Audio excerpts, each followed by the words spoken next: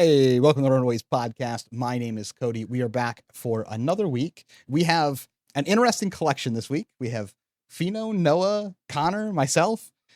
We have some pretty cool stuff to talk about. Obviously, Connor top aided KC 2 weeks ago. So the first chance I got to get him on the podcast, I definitely wanted to make sure I did that. So we'll let him talk about his run shortly. But we have like a ton of news to talk about. There was a calling, and I think there's some interesting data from this calling that I wanted to cover going through, since we're now like the data channel. I just like talk about data every single week, which I think is pretty fun. But we'll start off with Fino.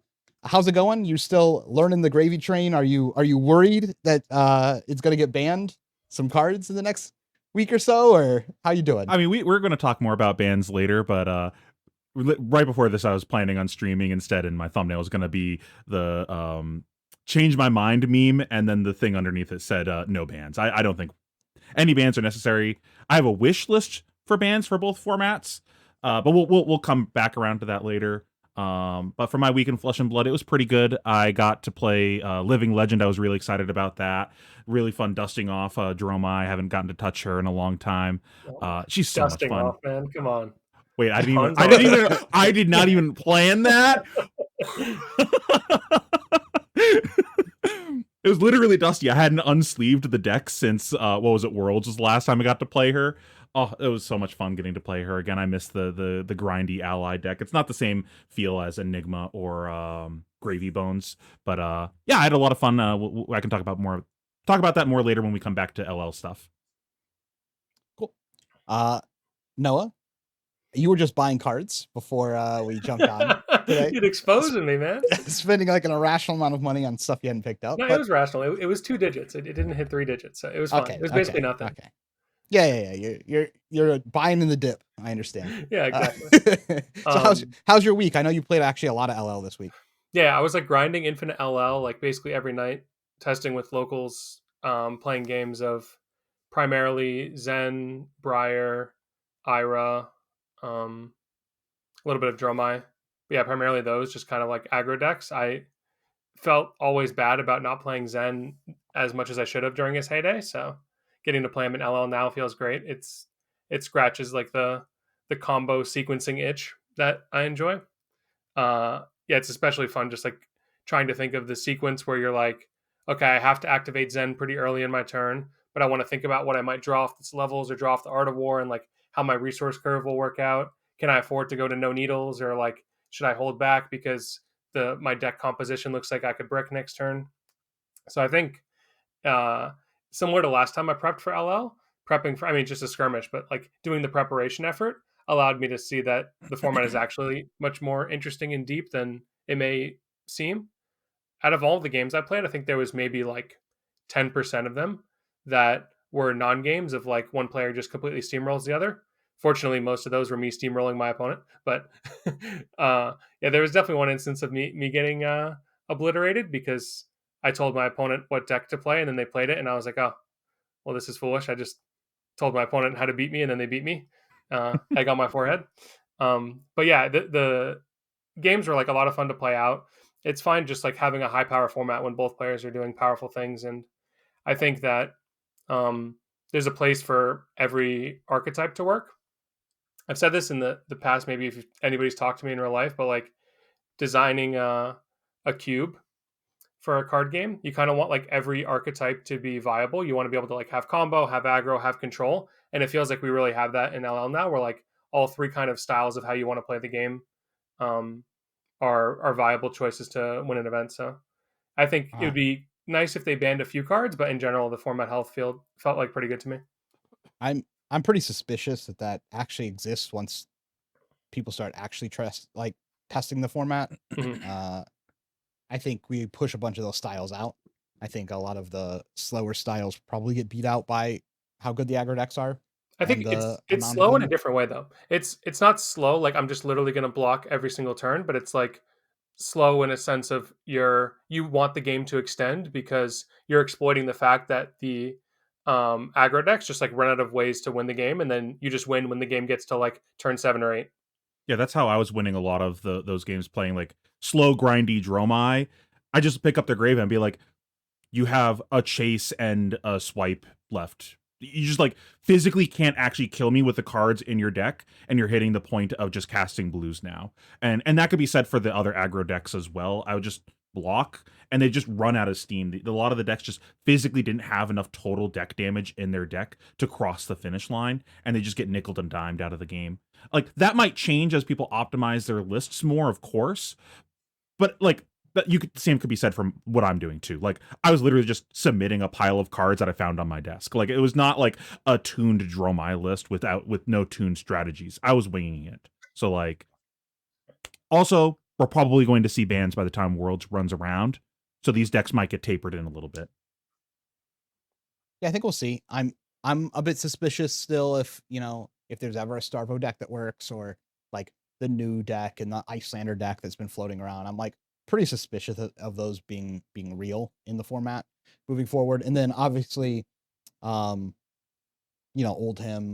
There's like, you just see a lot of things, and a lot of, at least at the local level of LL, and then even testing online, it's just like who's played more of the format wins more of the format is kind of how it is currently, which I think is enjoyable right now when you're testing and playing. But I'm suspicious after 3 months from now until Worlds, of 3 months of like hard testing, where we end up on the format out of that. I'm also just salty because they like neutered my boy. Let's get to the root of the problem. You're just salty because I didn't include Chain on the list of the heroes that you can play.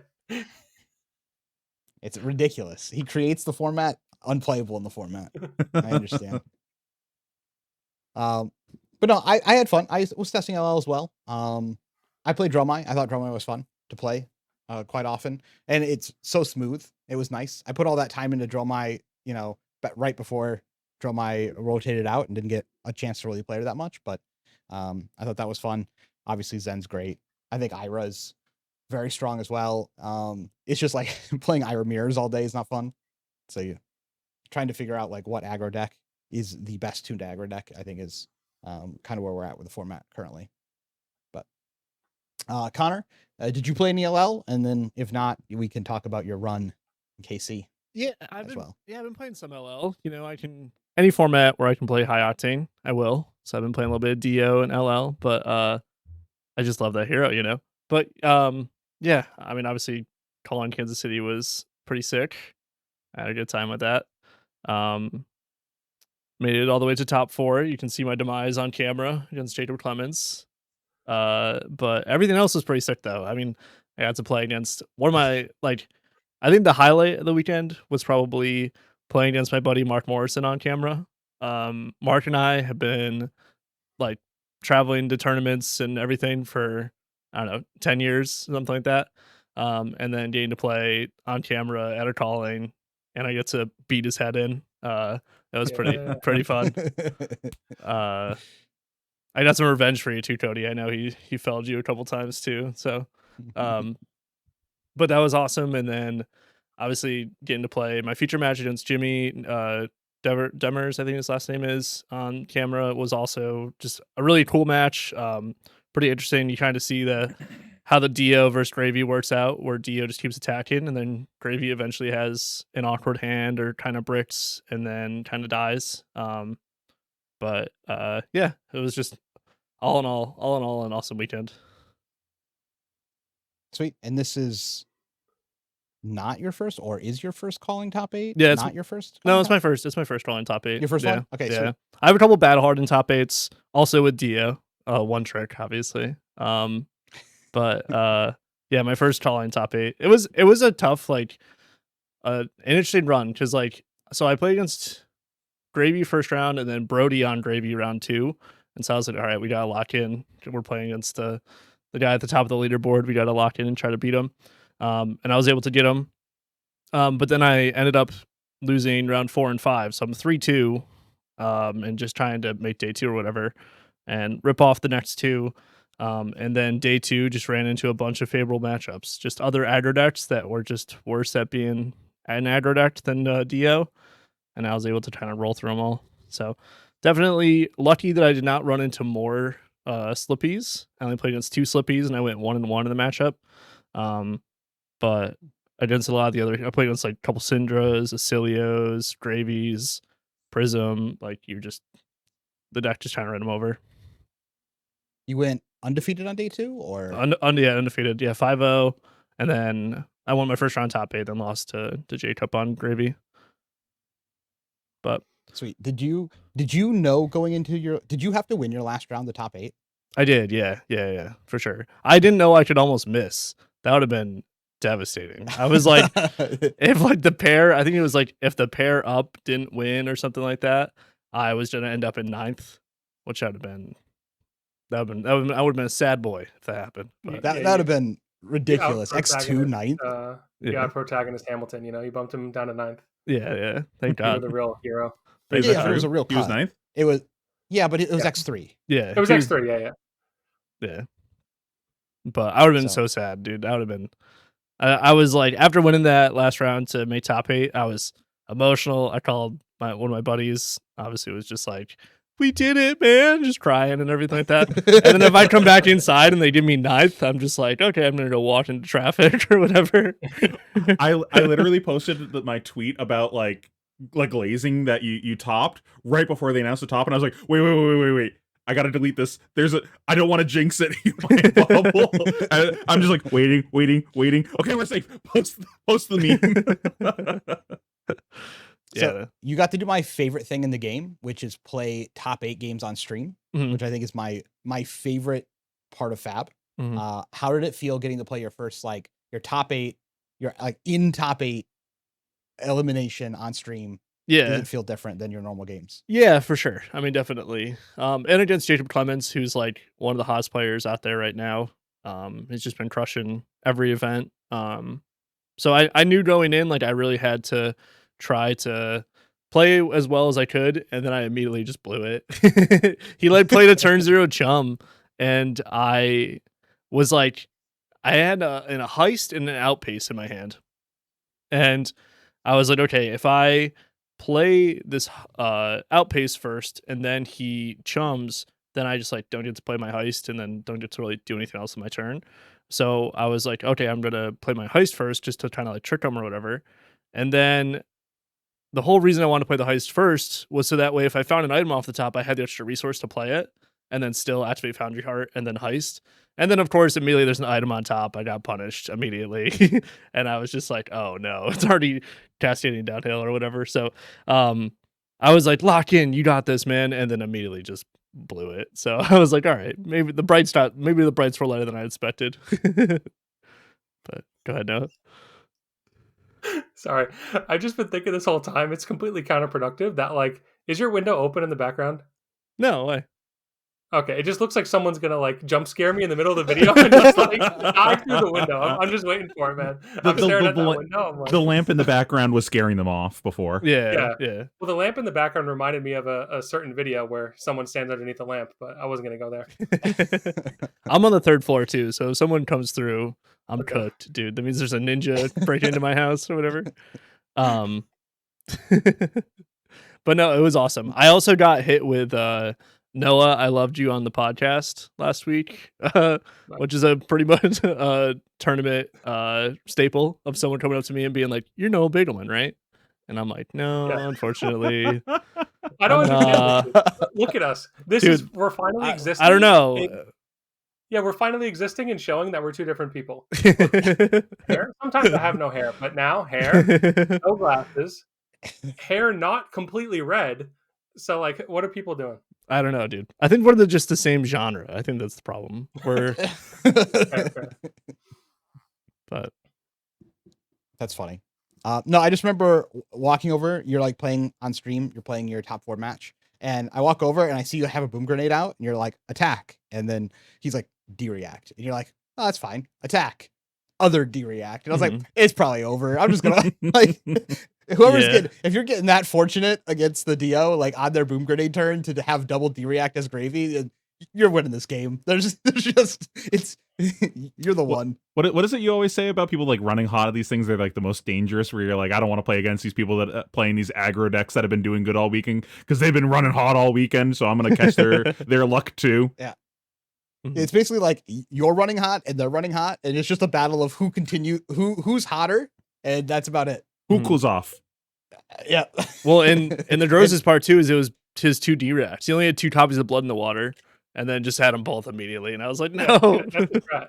You only need 2 because he doesn't want to brick on one later. He just needs 2 for that turn. Mhm, So he only Yeah. play 2. He like draws up, his hand's unfunctional. You made it the best hand he could possibly draw. And Yep. he just like, I just like turned around and walked away. I'm just like, you like took 6, played the turn. He took no damage. You just take 6 again. Move on. I'm like, okay, there's no Mhm. Gravy doing gravy things and drawing the hand that shouldn't exist. So blood Yeah. in the water should be on the BNR then. Yeah, yeah, Absolutely. Yeah. But It's funny enough, like you could ban that card and it would be relevant. That card is insane. I will say though, I ran so hot all weekend. So I played CYK Lionel's list from the calling like that he won calling Auckland with or whatever. And it's just all 0 for call, like 0 cost boost attacks. It's all about just casting max fee as consistently as possible. And it has a little bit more trouble getting fatigued, but the deck is so efficient that you just produce a bunch of above rate turns. But oh my god, into some of the aggro mirrors, like my poor opponents some rounds must have thought I was a savage cheater because like against this Chisai, I attacked 3 for 3 turns in the game. On all 3 of them, I played a max fee, and my lowest damage like threatened was like 27. Like all my other turns were better than that. Like I was just like, oh my god, and the dude was like, "Does it always do this?" And I was like, "Sometimes, yeah." But yeah, that happened a couple I'm top times. 8ing this event. Literally, I was just like, bro, I'm so sorry. Like, but the deck just did that. I like can think of like 3 different rounds where like the games were just not, they were just comically not close because like I just popped off so hard on like my first setup turn. Like in the top 8, I played against Cecilio and he let me go first. And my setup turn is cranked Cerebellum Processor, play Teclo Core, Arsenal Max Fee. Say go or whatever. He plays whatever his dumb lightning cards or whatever. And then I just got to, then I found a boom grenade off the top and then got to draw a card, spark, and then like sparked for a boom grenade on that turn and then like max feed him. And it was just like, I was just like, oh my god, this is gross. But I finally understand. It took me so long to figure out what Noah was doing. I just messaged him one of these hand gestures. If you haven't figured out what I'm doing, it's or whatever count from Connor. We're currently at 7. no. I was trolling him before we started recording that he says it way too much, and he was doing a really good job controlling it early in the podcast. He may have deluded you into thinking that he doesn't say this often, but once he starts going on a story, I knew it was coming out. Yeah, once we started dragging out more conversation out of him, it was like it was over. Mhm. Such devastation. I have to troll you like this, man, because like now you're the one who owns the name. You know, I know. You're the I one who did. did better at a more recent event. I did get I my have name to do back. well at Worlds now because now if I don't top this Worlds, it'll be a whole year since I've done anything, and I can officially be washed. Montreal. Yeah, I guess I could do something in Montreal. I could become the Super Slam champion. I think being the Super Slam champion sounds great. That'd be cool. That They does They sound have awesome. to give a belt. They have to give out a belt. Oh, it has to be a belt. Come on. Is this the only time too? It'd be so sick if they did this event, and then they did like at some point in the future, since it's the only time we're ever going to play Super Slam Limited, they did like a challenge for the belt where like later on they do like a rematch or something. Would be cool. If we all know this isn't happening because I suck at draft. But if I win, I'll do the like whoa, on the table on stream at the very end. You got to. Wait, you're actually going? Me? Yeah. Yeah, it's Yeah. Montreal. We can drive. Great. It's been a while. We'll have like everyone there. I'm excited for Montreal. Yeah, it's good. Sweet. Anything else on KC before we dig into some stats about Copenhagen calling? No, sweet. Okay, so as I guess we do on this podcast now, we go through stats. We do stats cast. I wanted to point out a couple of I think interesting things. I think we've seen a trend here where Slippy's win ratio into Gravy has been declining at almost every single tournament we go to. So, for example, like we're at like 46%. Obviously, like 10% can go up and down between terms, like whatever, because there's limited data. But I think from testing, possibly, and then from what we're just seeing, you kind of agree that, like, I think the Gravies are just like learning the matchup, or the Slippies just aren't figuring it out again. Like, they're not adjusting. I think we adjusted, but again, I lost to 2 Gravies, so I don't know what I can say about that. But I think that's been a big change on Slippy's play rate. He did end up winning the tournament. He actually converted into top 8, but he hasn't been as dominant as I think he was before then. Yeah. I think it's pretty clear that Gravy is just the best deck, and it's the Slippy's job to defeat him. So yeah, the Gravy is like, the onus is on the Gravy to figure out how to win. The Slippy, at least from my experience playing the matchup, plays pretty reactively to how the early game goes, of whether it's going to be winning. Okay. Fino is apparated. Sorry about that, guys. My internet died for a second. Yeah. I was in the middle of a thought, and I was like, oh, this is going to be so good. I have this all prepared. And then I just see Fino evaporate into thin air. And then his green screen turns back on, and it's just a green screen. I'm like, did someone from Connor's window jump all on over into Fino in the bucket? Like, what happened? Okay. But yeah, back to the regularly scheduled programming. I was talking about how the onus is on the Gravy to solve the matchup, because I think the Gravy just inherently has more tools and more ways to build their deck to beat Slippy, whereas Slippy is kind of capped on what he can reasonably include in a deck to be good into Gravy. Just also because the function of Gravy having Conqueror of the High Seas means it's a little bit different than other ally decks, where often into like board state stuff, you can like arsenal your card that intends on dealing with the board state, use it at the time that it's proper. Whereas Gravy kind of just forces you to naturally draw those hands to pair with when he makes the board. So I think there's always going to be that variance of, even if the Slippy deck builds and includes the cards that are made to counter Gravy, if they don't draw them in the right sequence, or the Conquerors are well timed, then it can slide away quickly, just because of the fact that when Gravy does do the pop off turn, he does like a lot of damage too. It's not like I'm playing a deck where I just make a fat board and pass. It's like I'm making a fat board and you're taking 10 million damage while doing it. And to your point of it being on the Gravy, it's also like far more of a game planning deck than I imagine Slippy is, because Slippy, you're just kind of playing your hands as you see them, kind of, selectively arsenaling things, selectively pitching things, but like your deck can only do like so much with what it's given. Where Gravy, you have so much modality of how you want to decide to play the game, when you decide to establish the allies that are in your grave, when you decide to sandbag them, call to the grave, when you decide to go wide with your action points. Like, you just have so much agency of how you want to navigate the game. So you really have a lot of knobs that you can adjust on the Gravy side. Agreed. I think we have some other interesting stats, at least on the Gravy side here. They went 45% into Ailio. This is probably one of Ailio's worst showings into Gravy that he's had. That matchup, I think, is strictly 60-40. That's kind of just been shown every single event. Dio, 60% win rate Dio had into Gravy, so that's pretty consistent with what we've seen. I think that matchup's actually gone the opposite. I think if we looked at like Singapore, Gravy was like favored into some of the Dio, and then it's gone. Dio's like made that matchup better and better and better for themselves.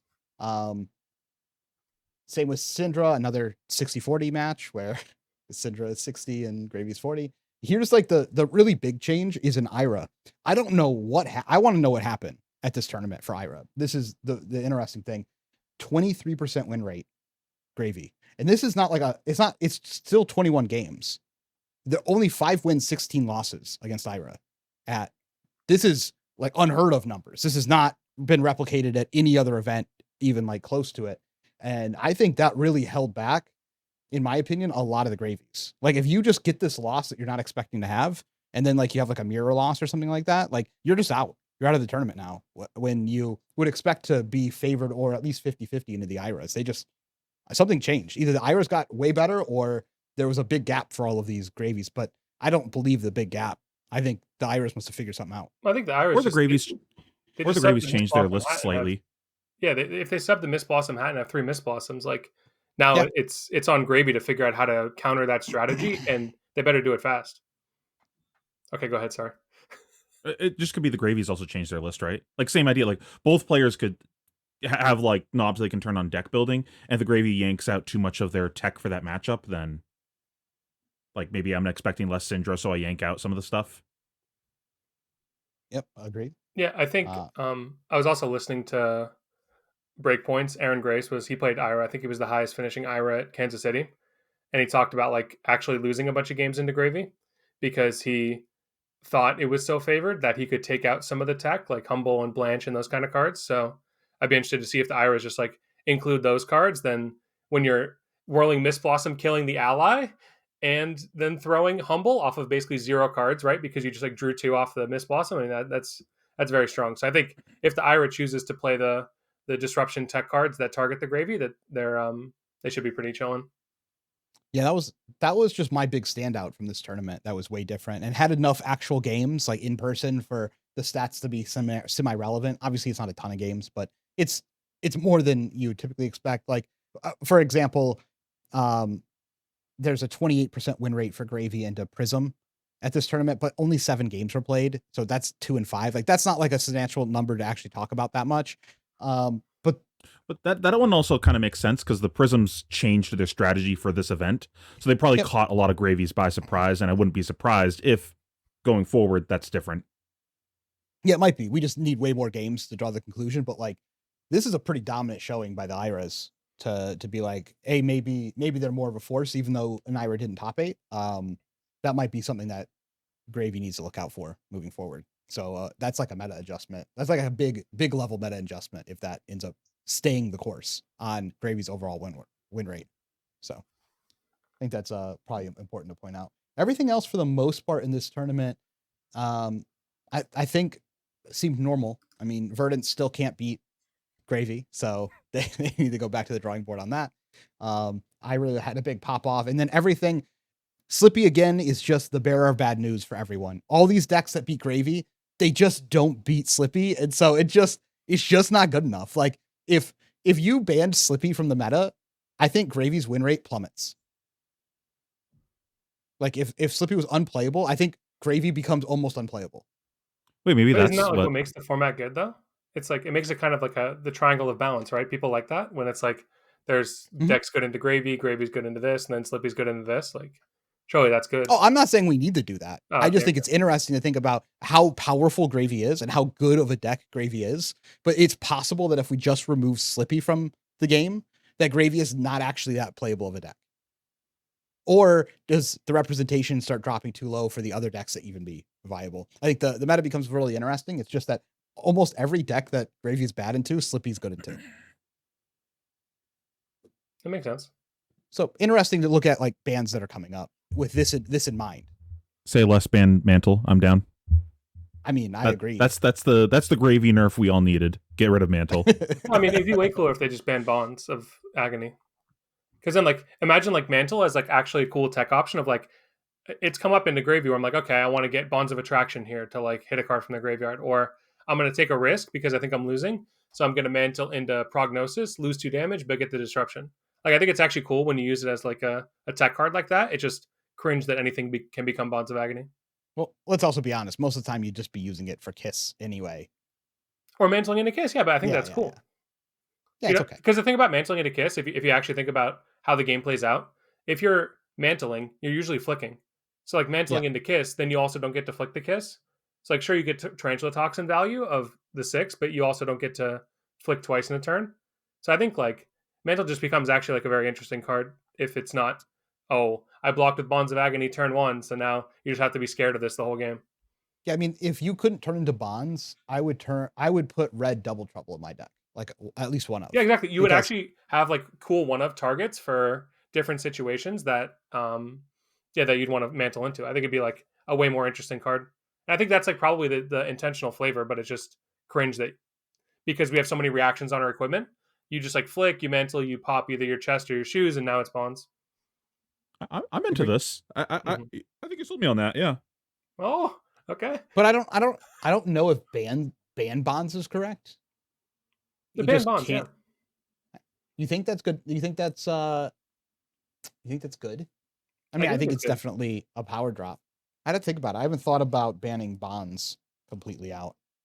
I mean, I'll tell you this: if you ban Bonds, probably don't play Snag anymore because almost that's good. not really worth it. It's also just like a cringe mini game that doesn't need to exist. Where like I guess it's fair. the snag thing, like, and then if you want to play Just a Nick, now you have to play like some more potentially bad cards in your deck to like really get on the power of Just a Nick. I think it'd be a good ban.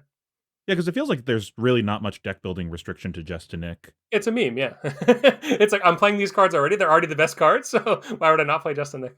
It kind of feels like the problem Runeblade used to have when Belittle was around, where it's like the deck building restriction of how Runeblade is designed is you need to play attacks and non-attacks, and it can lead to inconsistencies. But then Belittle exists, and it's just a self-contained everything in the one card. Mm-hmm. What if the best cards are the me. Just a Nick targets, right? Like, yeah. You sold me. Ban bonds is actually the play. Mhm. I mean, to be fair, from a gameplay design standpoint, I think Take Up the Mantle is an unjust card to exist because it's like you can't play around it. You just kind of get blown out. You can play because around it exists. because you have like ways of not being marked. Very few. You have Shelter. Anybody can play Quell. It just no one does. Like you actually. No, but I'm saying like I'm being serious, right? Like you actually do have ways to play around getting marked. And when they go into anything besides Bonds of Agony, then 1D React still covers it up. It's just when it's Bonds of Agony, you need now like 2D Reacts to cover it up. So I think, I think Mantle is just like, it's a cool identity piece. And also, there's like a real downside to having Mantle when your deck is hungry for marking and like getting value off of flicking to mark. If you draw Mantle in the late game, it's basically just yellow Razor's Edge, right? When you don't have a Clave, whatever it's called. Yeah.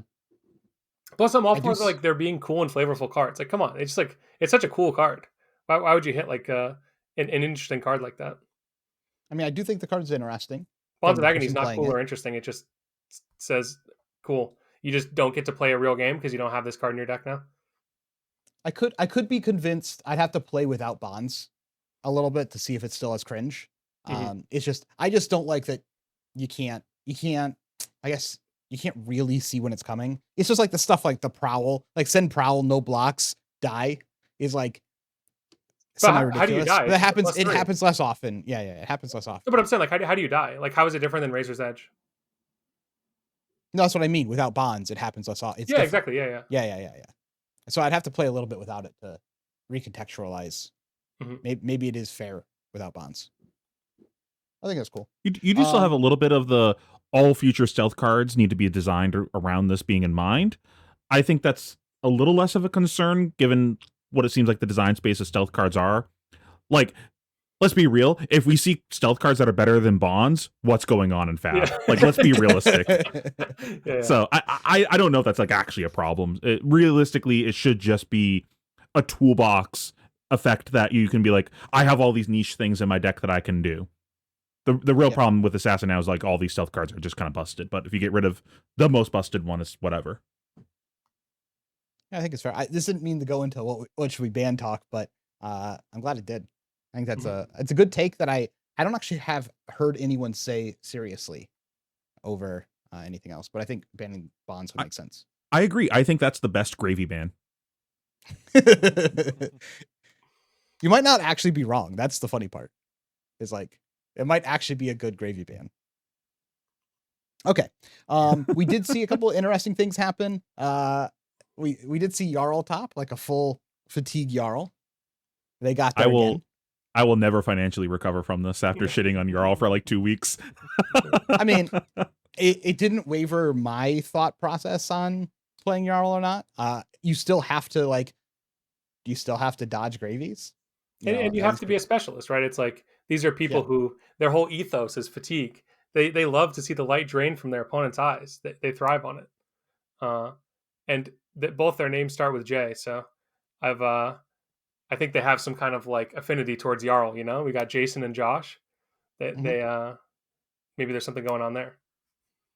Unfortunately, or fortunately for the Yorl players, they only played against Gravy 4 times. They went 50%, which is good.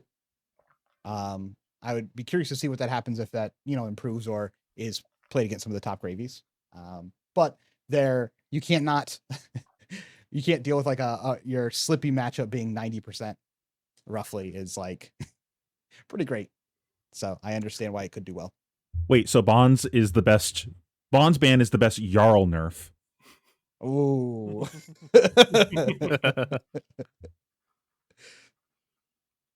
Cool. Anything else from Copenhagen that you guys want to talk about? Yeah, I mean, Ailio was so played, right? We haven't talked about that. Like, Ailio is now like an actual highly represented deck that people bring to tournaments. It was always just kind of like a niche pick before, but now it's like a real like mainstream deck that people are playing.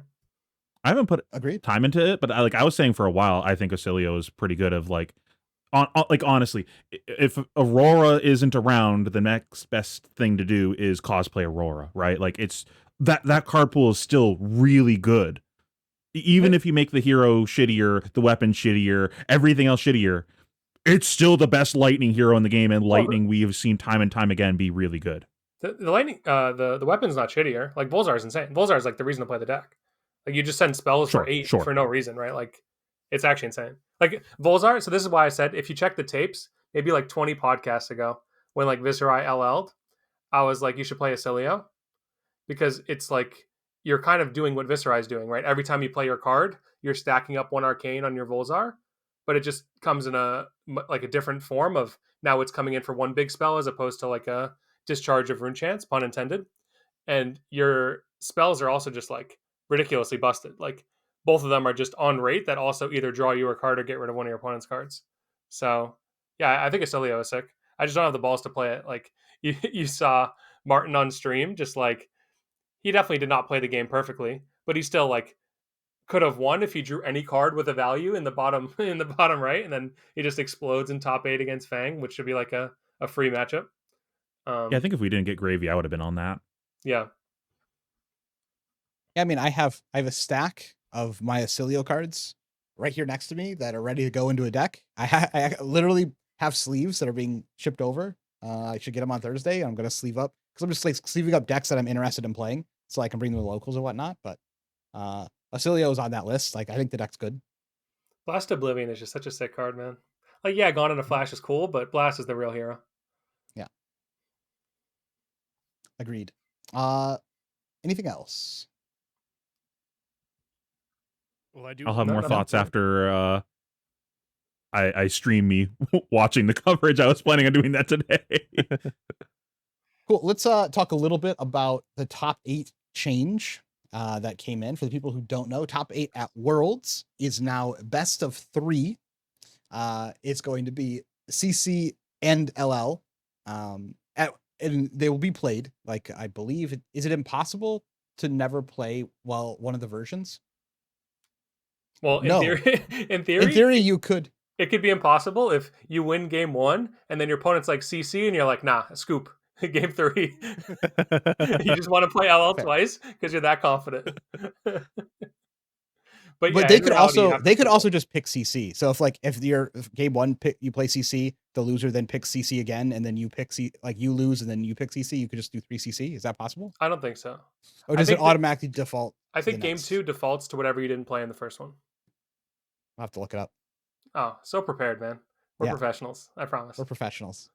Did you get to pick it? I know there was a thing with like the higher seat gets to choose some amount of stuff. Did you get to choose which format you were doing first if you're the higher seat? You choose the format and then your opponent chooses first or second. Well, or you could defer. You get the option to choose the format, and then whoever doesn't choose format decides first or second. Oh, I actually kind of like that. Yeah, game 2 is played in the format that was not chosen for game 1. Okay, so it's automatic. Okay. Yep. So I had we can talk about the actual implications first, but I had like a funny thought experiment theory that there's a person. So if we look at how many CC rounds there are, right? There's 5 on day 1, 4 on day 2, and all X3s top the tournament.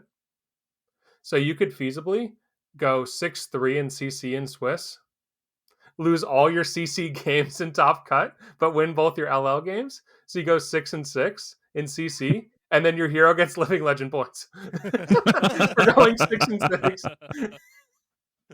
So that would be funny if that actually played out. But it's a bunch of points too. It's a bunch of points. Yeah, it's a lot of points for going 6-6. Surely that won't happen, but imagine. But no, I think the system is like awesome. I really like the like the fact that they're exploring something that they haven't done before, and that it's something that people have talked about for a while, I think, is having like best 2 out of 3 for elimination games. Mhm. Yeah, so I think this is like really cool execution. And it's kind of facilitated by there being no draft in the event either. Imagine if top 8 is draft or CC, best 2 out of 3, and you gotta. So Well, having that double does constructed. introduce another problem though of like you're extending the amount of time that people are playing significantly because draft takes up way less time than a CC game. Mhm. Or theoretically than an LL game, but we'll see. We might have shorter LL games, and then in which case this is not a problem. But yeah, and then you're going to have significantly more games, obviously, in the top cut. So I don't have a problem with this change in theory, but there are some logistical things to kind of keep in mind that could be potential issues. Like God, the mental fatigue people are going to be under in top cut compared to previous events. Because if you don't know how this works, you at home, how top cut typically works is they pair one game at a time so they can stream every game. And if you're not the current game, you just go do something else. You've got free time.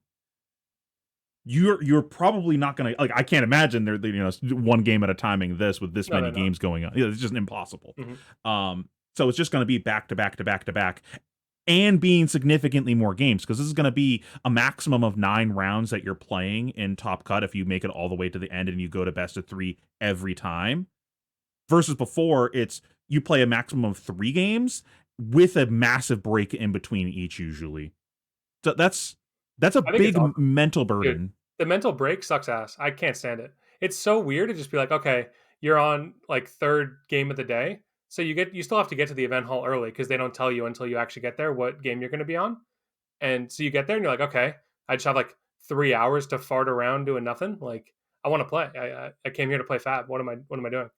And then you go and you play your one game and you lose because Dio's stupid. Anyways, the no, but you it's I think this change is amazing. Like I want to go to the tournament and like play Fab. I don't want to like sit around while they stream each game individually. I That's a think this also preference. was good too for coverage reasons, where like they can look at the bracket and decide which games will be like better for stream. Not to be like like too subjective, but there are definitely going to be some matches that are going to be more conducive to a good stream experience than others. So I think them having the agency to be like, okay, instead of having to run through every game in sequence, they can choose the matches that are like these are the hype matches and really see like you can really get invested in it when it's a match. Like you're going to that game 3. There's a lot of tension. So I think that yeah, for like building narratives and stuff, it's really cool. Also, that I agree. they can like flash to game 3s because I'm assuming they'll have like a backup feature. So it's like okay, Yep. if one match finishes, now it's like there's still people playing their games. Let's flash on over to these people about to start their game 3, and you can see like you're joining and they're sweating. This is like crazy match, and you get like sucked into the tension right away.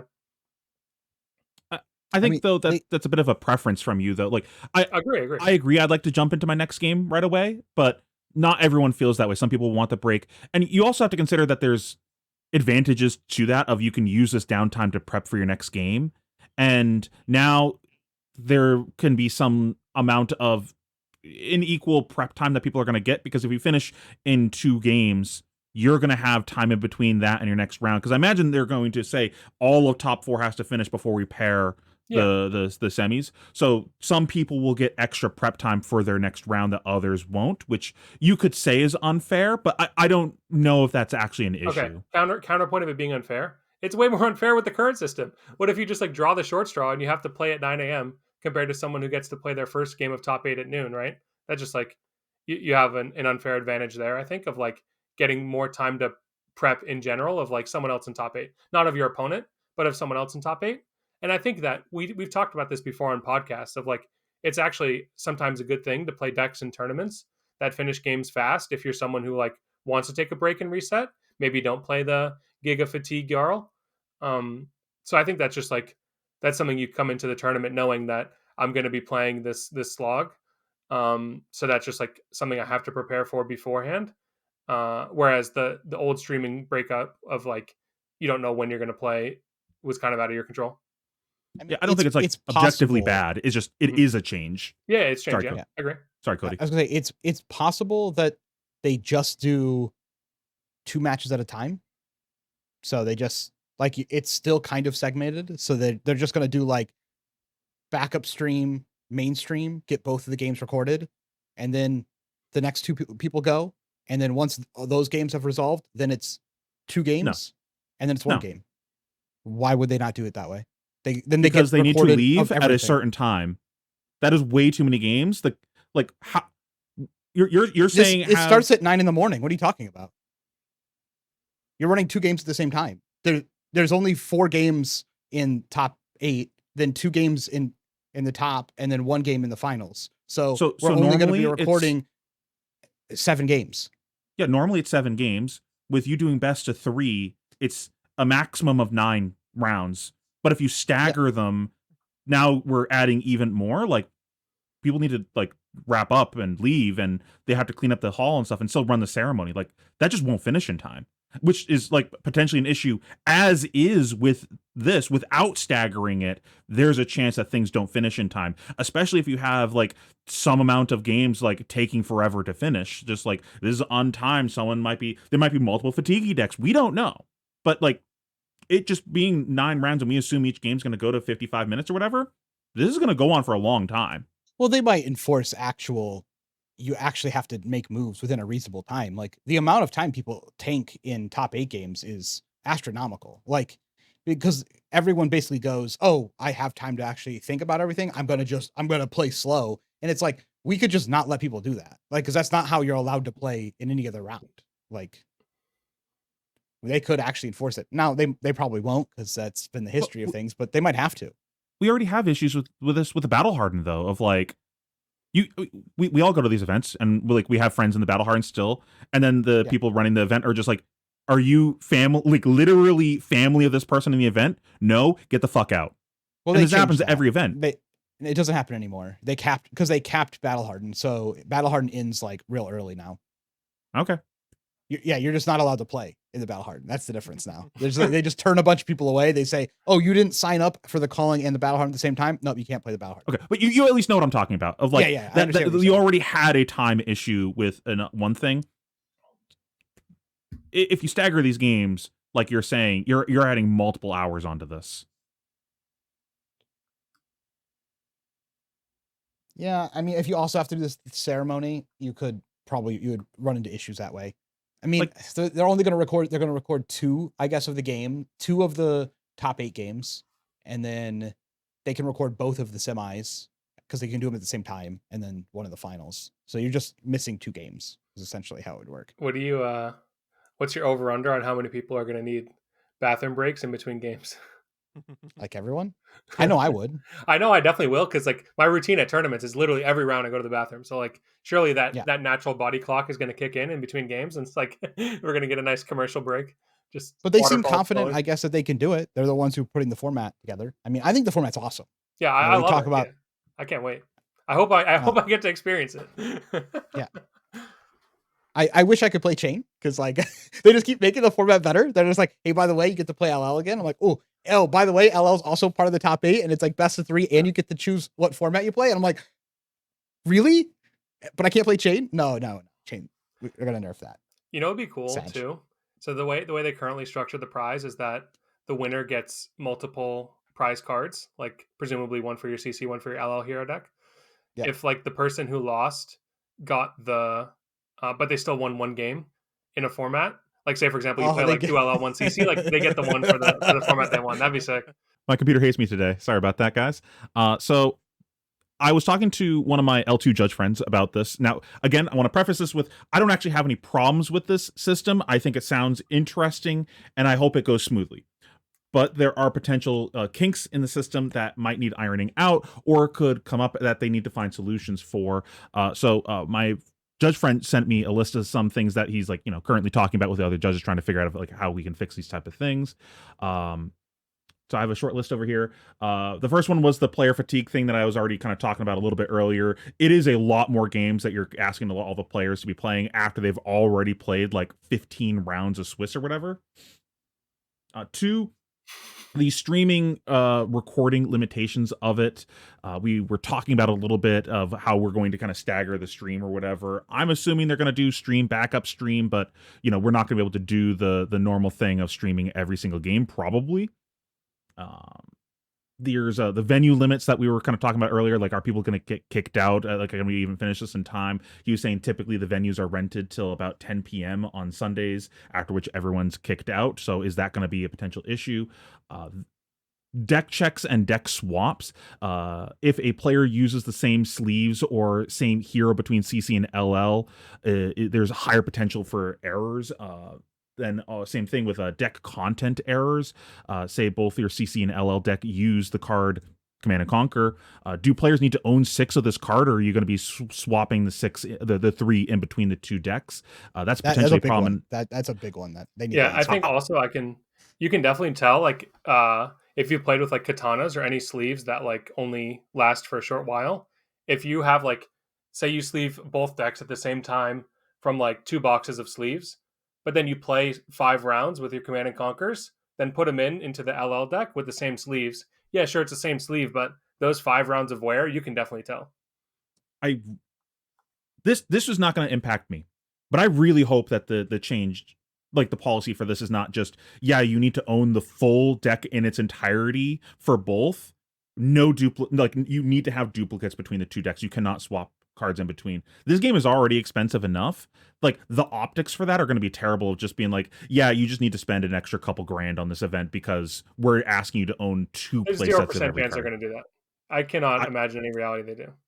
But then that does lead into issues of potential errors of deck submission, of you swapping cards in between. That could be an issue. That is obviously just a skill issue of like, hey, don't submit an illegal deck 5-head, but that there's more potential of an issue there than there is with, this is my deck, this is my draft deck. There is no overlap between these. And then the last one was penalties. This I thought was an interesting one. I hadn't thought of this one before. There isn't currently a match loss penalty. There is game loss and then straight to DQ. DQ is like matching a permanent mark on your record, but it's basically a match loss. It also lessens the impact of a game loss because normally players only deal with best of 1. So, like, they're going to potentially have to look at a change for that. Obviously, that's just change the rules, like adjust the rules for that. But wait, they could change the rules in this game? Have they ever done that before? That would be crazy. Right? Sorry, continue. No, it's just these are things they need to iron out before. Like, they can't just send it as is. I really would like to see a sooner rather than later formal thing about all this type of stuff. Speaking of which, I'm still waiting on the dev talk talking about the intentions behind the ProQuest season changes. Was promised that a while back, right?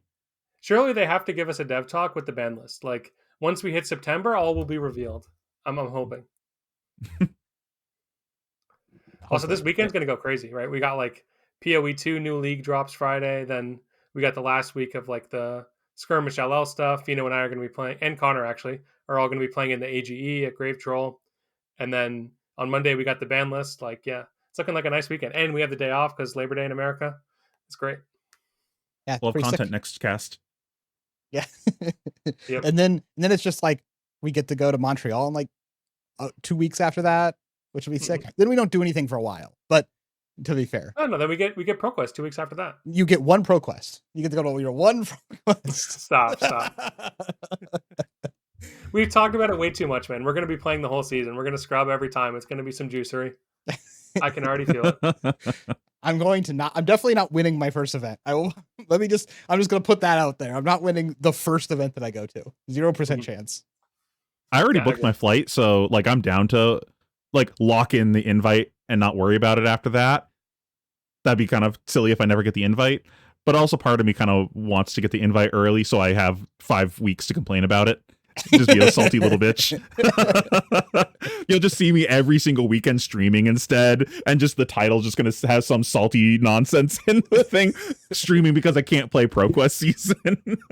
To be fair, it is kind of a sick flex if you're like among your like local group, and before the tournament everyone's like, oh hey, let's carpool, let's go to the event. Are you going? And you're like, nah, I'm too good. They said I couldn't play. That is kind of a sick flex you can have now. Speaking of, I think that goes into kind of maybe some initial thoughts on LL. This can be a short segment since we did speak about it already before. It kind of sucks. Probably not. It kind of sucks that we can't do more LL testing for our pro quests. One, there's just not a lot of the pro quests that are actually LL. It's just a problem that they're currently having where none of them are scheduled for LL. But two, when you win your event, you're just not allowed to go then play all the LL ones and test for the dual format. But besides that, a little bit more like, what are you liking about LL right now? What are you looking forward to? I think we have like 3 months to test this format before we get into anything. I mean, it's so unexplored. Playing all my That's the thing I liked about LL is like there's so many different ways to build these decks, and there's so many broken like engines that we have kind of forgotten about or like haven't used with new heroes and things like that. I think what we see now, by the time we get to Worlds, like the builds are going to be just so much better and like more fleshed out, or even just different versions of the decks. Like there might be like 3 different versions of Zen or whatever that like are all kind of reasonable. But I think that's what I'm like most excited about. Speaking of engines that haven't been explored enough, I like kind of want to go to the skirmish this weekend and play Lightning Death Dealer Snapshot Lexi. That deck is so ridiculous and fun, and just like so many like real Lightning cards you can play now. It's nice, right? It's just it's kind of like the Ailio thing of like you're a cosplay Aurora deck, but instead of like ramping damage, my weapon just says draw a card, make an action point, draw a card, make an action point. You just get to do so many shenanigans in the deck. Yeah. I think it's sick. I mean, I think it's possible there is something undiscovered that's like incredibly powerful that we, is outside the norm of what people are thinking of for LL, because it's just completely unexplored. Now, I'm not saying like crack an Aether Vein level of broken, obviously, because that was pretty well known when it, popped out. People have been talking about it for a while, but like it's very possible, like what you mentioned about the Lexi build or whatever is like an actual real deck that's way stronger than people think it is. Wait till I start brewing with Prism with the new hat. We'll see. We'll see about new hat. Your new hat's busted. New hat is busted. I kind of think that tracking Aether Vein deck, I think we might never see a more broken Flesh and Blood deck for the next like I actually 5 think that deck years. Sucked. No, dude, that deck was cracked. It was so absurd. Like if you wanted to really pop off, you had to draw your cards in like such a specific order to like, okay, if I'm doing like rampant growth stuff, I have to like see the potions to set up to like ramp up and then get the draws. And like if you're playing against Zen and you draw like healing potion and they're like 29 quintillion damage, you're like, okay, I'll take 30 and play a healing potion. Go. It's kind of a meme. But it was you can win the game from 1 health. Like it doesn't matter. Like you just gotta have the turn. Yeah, but you have to like have setup. Whereas like the other decks that do crazy combos have no setup, and you also have some amount of like, I have to make sure that I win the game off of these draws, so I have to include some like cards that suck that are just like the win condition cards and draw into them. Whereas other heroes can just play normal Flesh and Blood, but elevated to much more damage. I think it's definitely good, but I think it's not like the best deck the game's ever seen. Yeah, I think it is just like the main like the main combo piece is the weapon. You know what I mean? Like everything is just like you don't have to like draw the combo. Like the combo just is like popping off with your weapon or whatever. No, it's not. That's why I think you draw 15 cards, but if those 15 cards are cracked baubles, they don't do shit. Yeah, obviously. But I just mean like that's like why it's so fundamentally broken. It's like the thing just starts in play. Like you just always have it. It's not like, oh, I drew Art of War or whatever. I don't even think that's true. I'm gonna keep arguing with you. What's up? Cracking Aether Vein was legal for so long. It's 3 mana. You pitch a whole card. You deal 1 damage. And you draw 1 card. That's bad. Yeah, but it wasn't because these amp cards and like healing with weapon growth. So it has nothing to do with the weapon. All right. I don't disagree with that. Like it doesn't have anything to do with the weapon. Well, no, I'm just saying like the amp itself is not like actually busted. It's just they printed amp cards and then the interaction is good. Sure. It's like Minnowism is a good card. Like Minnowism sucks, but it's good because like Belittle searches it. Like you would never play Minnowism without Belittle, right? But like Minnowism is the stones because like Belittle says you can just add it to your hand for free.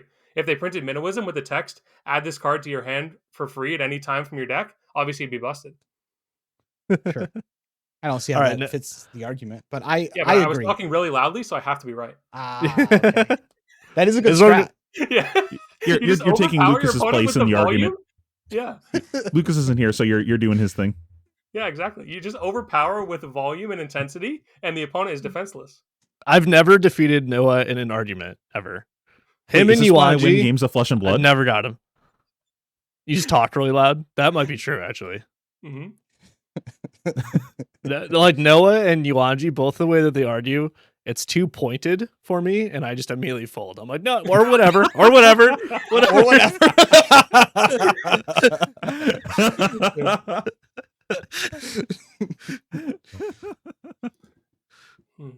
Yeah, I'm Okay. excited to brew stuff in the format. Like, there's so many cool things to do, and I actually think like, okay, so like a big complaint that I hear from a lot of people is the games aren't good, and Noah was kind of talking about that earlier, being like, no, the games are actually like pretty good. It's a small subsect of the games that are not good, and it's just like someone gets run over. I actually think the quality of the games is pretty good. I can understand why some people don't like it though. Coming off of the past couple years of Flesh and Blood, like if you got in like sometime after heavy hitters, the FAB has been way more oriented around just like straight up value gameplay of just like, let me get my turn cycle value every turn. And that's not really what Living Legend is. It kind of harkens back to Flesh and Blood back during the Monarch and Everfest era, where it's more about like macro gameplay, making sure specific turns go off, lining things up into what your opponent's doing properly. Like, I know they're trying to do this, so I need to line this up into what they're doing to like stop them from doing that. And it's you can sack value because you're going to make it up later and go over the top. It's testing a different skill, and if you're used to doing the current style FAB, it can feel like this isn't FAB, but you could argue current FAB isn't FAB if you came from back in the day FAB, right? Yeah, Like, I agree. If you're just trying to play a deck, like say you're trying to play like an old school Lexi deck that's just like basically no ice, fuseless, just like I'm gonna get like my 14 to 16 value out of every hand. That's just like not what LL is about.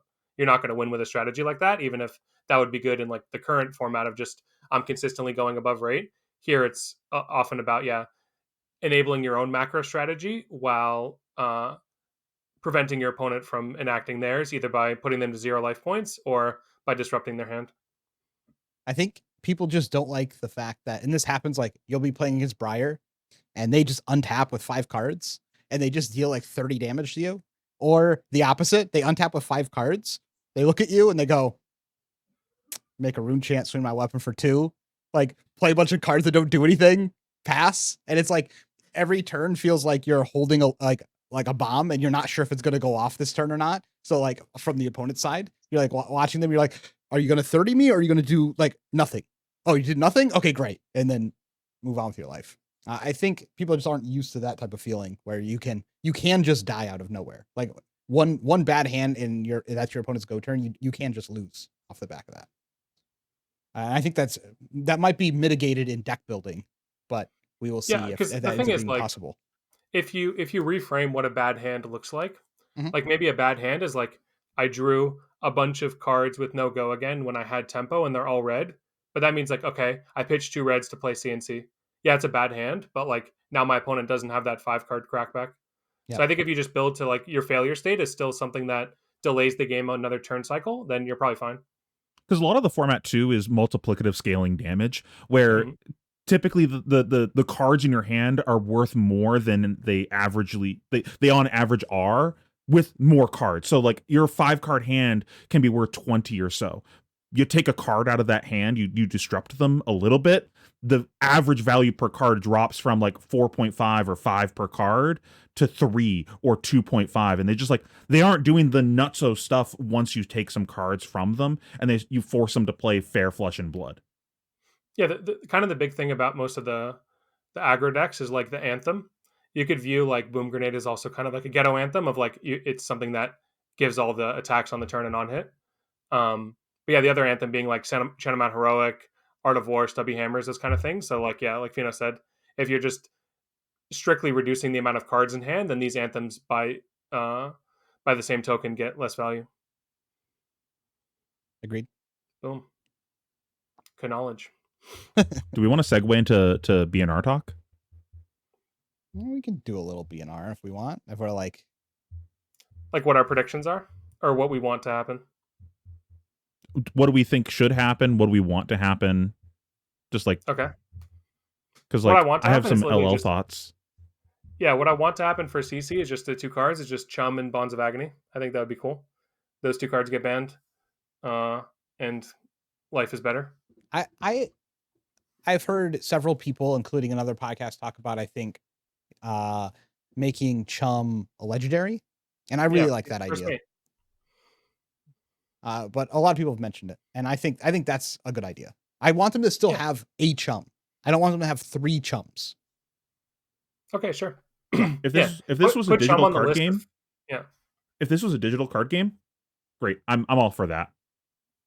It's not. I'm not a big fan of just like errata this, and you just have to know it's legendary. What do you mean errata, bro? Have you played Living Legend? There's so many cards I won. But it's not. Like, you just you read the change ban it to list one legendary. hand. It's on a list of things. Sure, it's the same thing. Yeah, Limit it that's to what one Cody's then. saying. He's saying Yeah. like the restricted list of like you can only play 1 call, you can only play 1 Chum. Sure. And also they've already errata a Gravy Ally. They changed how Anka works. So there is precedent to this if they want to literally make them legendary. But I think just putting them on the ban list at 1 is fine. They changed all the rules just so the boots worked. Yeah. Gravy broke the game in so many ways, dude. Yeah. Yeah, I don't think anything like actually needs to happen to Gravy. Like it just doesn't look like he's actually performing enough to warrant heavy bans. There's some like small cringe moments, but like I think if we do what we were talking about earlier, just like pushing down Assassin a little bit, so all the decks that counter Gravy can come back in, I think it's perfectly fine. Because like there's always going to be a top deck, and it seems like a lot of the complaining is just I'm going to point at the top deck and say things need to happen to it because I'm not playing that deck. Which you could counterpoint and say, I'm playing that deck, therefore I don't want bans. But I think the quality of the games is good. And that's like my biggest reason to want there to ever be bans. Like, are the games shitty? And I don't think the games are bad. Sometimes the games might be boring against Gravy if you're just like trying to block out, fatigue them. But I think for the majority of the format across all the different decks, the gameplay is good. There's some moments that aren't, but for the most part, I think it's fine. I 100% disagree. Gravy needs it needs some hit. I don't want to ruin the deck, and I want the deck to still function the way it is, but it needs some type of like gold generation hit or glue hit or Chum hit, or it needs something just to knock it down just a little bit, because the things that the deck is able to do is just way outside the realm of what anything else in the game can do currently. And the only reason that like sometimes it loses is because it has cards in it that like doesn't block, and the other decks are just like full aggro face combo decks for the most part, or they're like running a helmet that says draw a card, or they're running things that say draw a card. They're like very tuned to be able to specifically beat Gravy, but Gravy as like a whole on the game is just infinitely more valuable than almost any other deck on what it can do on a turn-to-turn basis, and with the amount of gold and draw and cycle through its deck that like I don't want to ban any tipples. I think banning tipple is hits the engine, and I don't think that's fair. But I think something like I really am like on the side of like portside exchange going, and that is essentially like that removes 1 discard of an ally. It removes 1 gold, and it like removes an activation of hook. And that's like a pretty big deal just to tune the deck down so that maybe the engine's a little slower. And or you can look at something like Swell or yeah, I'm pretty down for Blue going. Swell. I'm just like Portside is such an Autumn's Touch ban, man. Come on. But that's what I want. I want an Autumn's Touch dude, ban that's on Gravy. Why ban like a trash card? I just want to bring it down a little bit. I'm not trying to Portside exchange that much respect, dude. That card sucks. The card's very good. It's just like a whatever at bailing card. Out hands.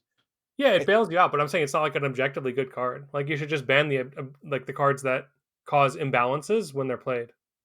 Sure, that's what I said. I listed a bunch of different possibilities that they could all. Yeah, but Portside does it's outside. It can't even get in the club. It depends on how much you want to notch down Gravy. And I think if you ban Bonds and then you notch Gravy down a little bit, I think like this is like a reasonable world to live in for CC. Okay. I'm just complaining about Portside because I can see them actually doing that. You've manifested this in the world now. This is going to be like, okay, it's confirmed. Runaways all agree that Portside is the card. Autumn's Touch round 2. Sure. Like Swell, Portside, any of these. I think Swell's the most reasonable. Yeah.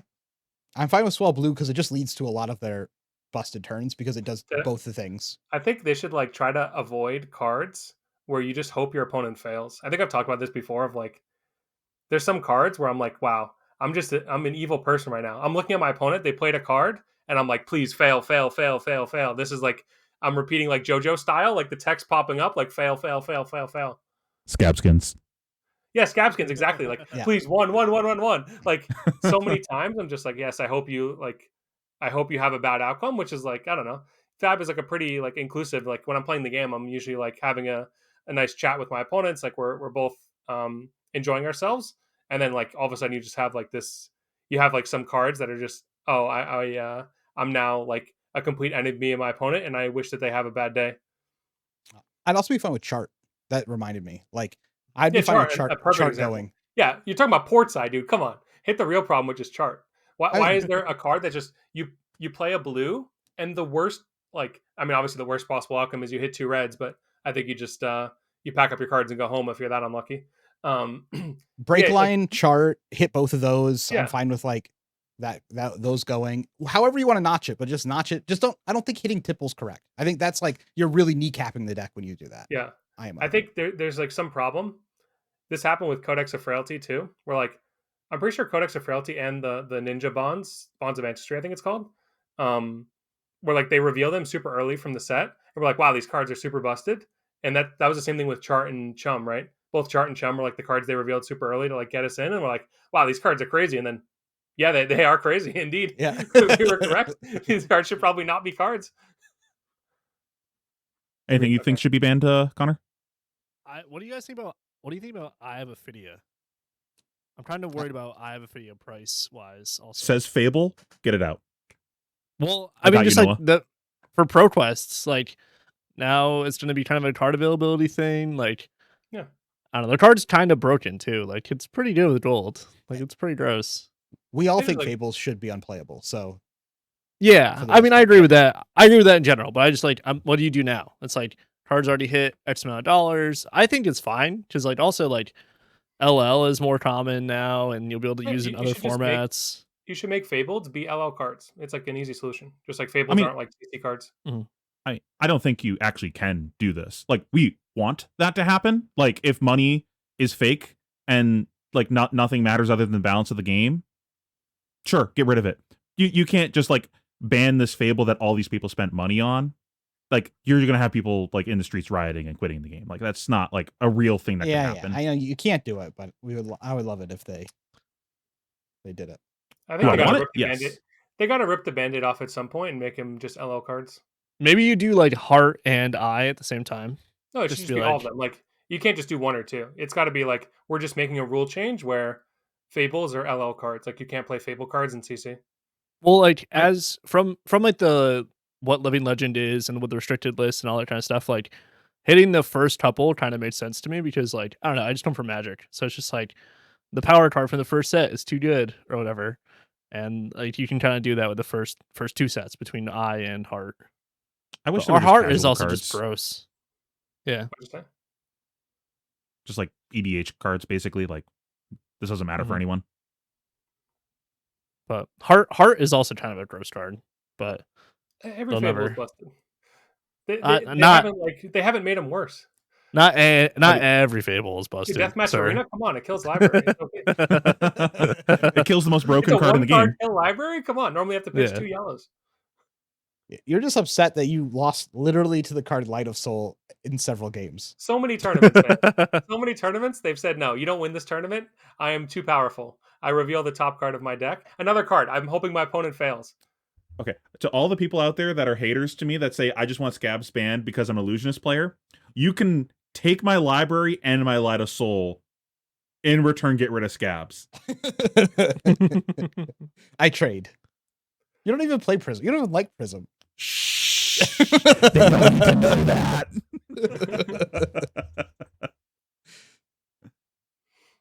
You said you had LL bans? Yeah. So my current take on the format is that a lot of the meta is just kind of like aggro value soup decks that play towards big funny turns. You got Briar, you got Zen, you got Ira, to some extent Dromai, but it seems like Dromai's leaning more defensive than aggro. And you have Dio too. Yeah, like these decks are pretty We do Come on, not let him have finish. that. We do Come not on. have that. I do not give you that. I think it's fine. I would like to see the fragile oops, I killed you in one turn aggroness go down a little bit. So I would like to see like a Needles ban. I think Needles is like a little oppressive on the format. It feels like for the decks that play it, there's very little actual counterplay to it because it just like doesn't matter if you ever block the needle. So the counterplay turns into just I just have to play a deck that goes even faster than them a lot of the time, and I don't really like that. I think that's like kind of not really what I want to be doing in the game. I don't know. That's just me. So I'd like to see that go. And if Zen is like too weak now because of that, maybe he gets a card back. Like maybe put Bonds back at 3 or something. I'm not really sure. Yeah, that's I don't know where he is without Needles. If that's a problem and he's just like unplayable, give him something back. If he's fine as is, leave it alone. I would also like to see Starvo get a small buff. I think maybe giving him back Crown or something. I don't know what the targeted buff for him would be. I don't know what it'd be. Give him back something because I think Starvo existing in the meta helps police a lot of these fragile aggro decks. So giving him that slight bump to push him back into the meta. Don't make him like the ignorant best deck in the game where there's 8 in the top every time, but make him a real part of the metagame. And I would like to actually have Husk back. I think Chain should be playable. Can I have something? Can I have like one of the cards back, please? Give Husk back, I'll stop complaining. Or any of the other cards. Just any of the cards that they took away, just give me one of them back. And I'll stop complaining. Yeah, so it's like slight buff for Starvo, slight buff for Chain. I think these do a lot to police the format. Slight nerf to the Needles decks, just getting rid of the Needles, basically. Because I think Needles is fine without all the retrieve cards, but like we've opened Pandora's box. Like we can't go back now. It would be cool to limit Needles too. Like since they like doing limits so much, you just give them one needle. I think that I'm okay with that. keeps them in check a lot. Yeah, that makes sense. Other than that, I think like honestly, I think the rest of the format's fine. Like I don't think anything else really needs any changes. Everything else feels like in line with the power level that I think LL should be at. Yeah, so far. With those changes, I would agree. Quite often. At least from what I've explored, I would agree. Unless it's easy that we could miss something that we haven't, explored yet. So that's also the thing with the Starvo buff. If you missed something, Starvo being a little stronger helps police that. That's like your safety valve of, oh shit, we missed something degenerate. You can only play decks that are so degenerate when Starvo exists because you just have to play through all these Starstrucks and shit. Like you just can't play these ignorant combo decks when you're just getting hit with that crap all the time. I think Hypothermia going back to 3 helped with that a little bit, but I don't think it's enough. I don't think Icelander is like enough of a part of the metagame to help with that. Also, I think like Briar is like not as good as everyone thinks it is. I think the deck's kind of shit. It's like okay. It's just a value soup deck. I think Lexi is like the deck that people really should be playing if nothing happened. Like if everyone's playing these value soup aggro decks, I'd rather just be playing Lexi into those matchups. We're kind of doing a similar thing, but like we talked about earlier, I'm denying you from doing your funny turn by playing these disruptive effects. And I still get to do my own funny turn with 3 of a kind and shit like that. Like I can also do this, but I stop you from doing your thing. Yeah. I'm really excited to play a soup deck and then have a funny turn and be like, this soup is hilarious. Oh, of course Connor wants the soup, dude. Soup Not a Connect player. Just he is a soup it Dio up. player. Yeah. Yeah. Dude, the soup is where it's at, dude. Soup to feed my family. I need No it. soup for you. Okay. Let's is there anything else on this topic before we move to podcast questions? Oh, can people put more NIMBYs in their deck, please? In LL? I think that card's busted. I'm positive of it. Well, you make every the single action. time. Wait, every single time someone drew that against me, they got priced into cracking snaps immediately, and then their deck shit out on them immediately after that for the rest of the game. I agree. Put more NIMBYs in your deck. It like made your deck unfunctioning afterwards. Yeah. You should play NIMBY Dio because you get so many action points. Boom, play the NIMBY. Dude. It's lit. Exactly, and it shuffles. Gives you more looks at the top, dude. Yeah, You're cooking. You're cooking over there. Great. Yeah, I'm trying to think if there's any busted thing. Oh, and in the mirror match, you can go nimbleism and play one of the jacks, take their cerebellum. It goes crazy. Yeah, taking like a lot of the Briars that had some cool plays where like they play the item stealer jack card and then just like take the Dio's items, and it's very funny. Cerebellum is basically the only good one, but they'll just always have Cerebellum when you play the jack card. Yeah, of course, because they always have cerebellum. Yeah, true. Yeah. At least one. At least one. Cool. Let's go into some podcast questions. These are asked by premium members of our Discord. If you'd like to be able to join the Discord, you can find us on Metafy. We have a couple of really cool things happening. We have a Fing guide that will be out probably in the next week or so. Fing has been popping up and actually destroying tournaments. So we're going to put out a pretty cool Fing guide. I'll let you know when we have that. And we have convinced Dan to actually do a Mario guide, which will be coming out. He claims it should. He is targeting it for Labor Day, it being finished, and we'll have that up at some point. The best deck stat wise in the game should have a good Mario guide coming out from that. So stay tuned to that. If you're a member of the Metafy, you should have 3 new deck lists and sideboards coming out at the beginning of this next month. So look for that as well. First question here from Wardo77. Flesh and Blood appeals to me because there is still a high level of skill expression required to play well. Do you agree? Has this changed over time from your perspective? It's gone up. I think it's gone way up. Yeah. Yeah. Like look at every tournament, dude. It's just like you see basically like Jacob Clements, Michael Hamilton. They're always there. They're what we perceive to be some of the best players, and like they always do well. We've seen gravy players. There'd be such a crazy disparity between people who are bad and people who are good. So yeah, I think that's like why the game is still appealing to me, is that I can always like see where the higher ceiling of where I can ascend to is. I mean, there's other skills. Like I think Maximilian Klein is a good example of someone who picks good decks for tournaments. I quite often like the deck choice that he makes when he goes into tournaments and his decision, and you can see it work out with Fang in this one, and Hatchet Dories obviously previously. And I think that's a skill that people don't talk about as much either. Okay, wait. I have a funny anecdote. Whenever I watch Max Klein, he's like one of my favorite players to watch. He's always just like stone cold, like. And then when he starts breaking out into the smile, dude, he's got like the gigantic smile. Then you know it's over, dude. He starts smiling, you're cooked. Just scoop him up now. It's so great. I love watching him. Going back to something I was talking about earlier with the LL thing, I think as time has gone on, Flesh and Blood has also tested different skills out of players. Like what matters in the current landscape of the game has changed over time. So it can feel like, you know, what you learned was good at a time is no longer relevant, and maybe like things feel more random, and maybe it's, oh, this isn't like the game that was the type of skill that I was mastering, when in reality it was a different thing that the game is trying to ask of you right now. Like we think about like going from like the Starvo era to post Starvo era. That's like what, Phi Uprising era. Like the game's testing a different thing. Then it moves into more of a fatigue meta after that. Then it moves into value, like the heavy hitters, just like, let me get my value every turn. Never drop a point of value. Oops, someone had to pitch a red, they lost the game instantly.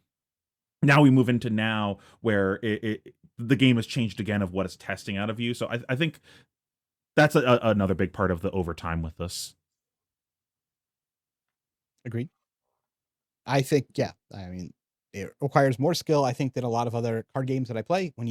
If you go back to other card games from Flesh and Blood, you'll realize, you know, a dramatic difference.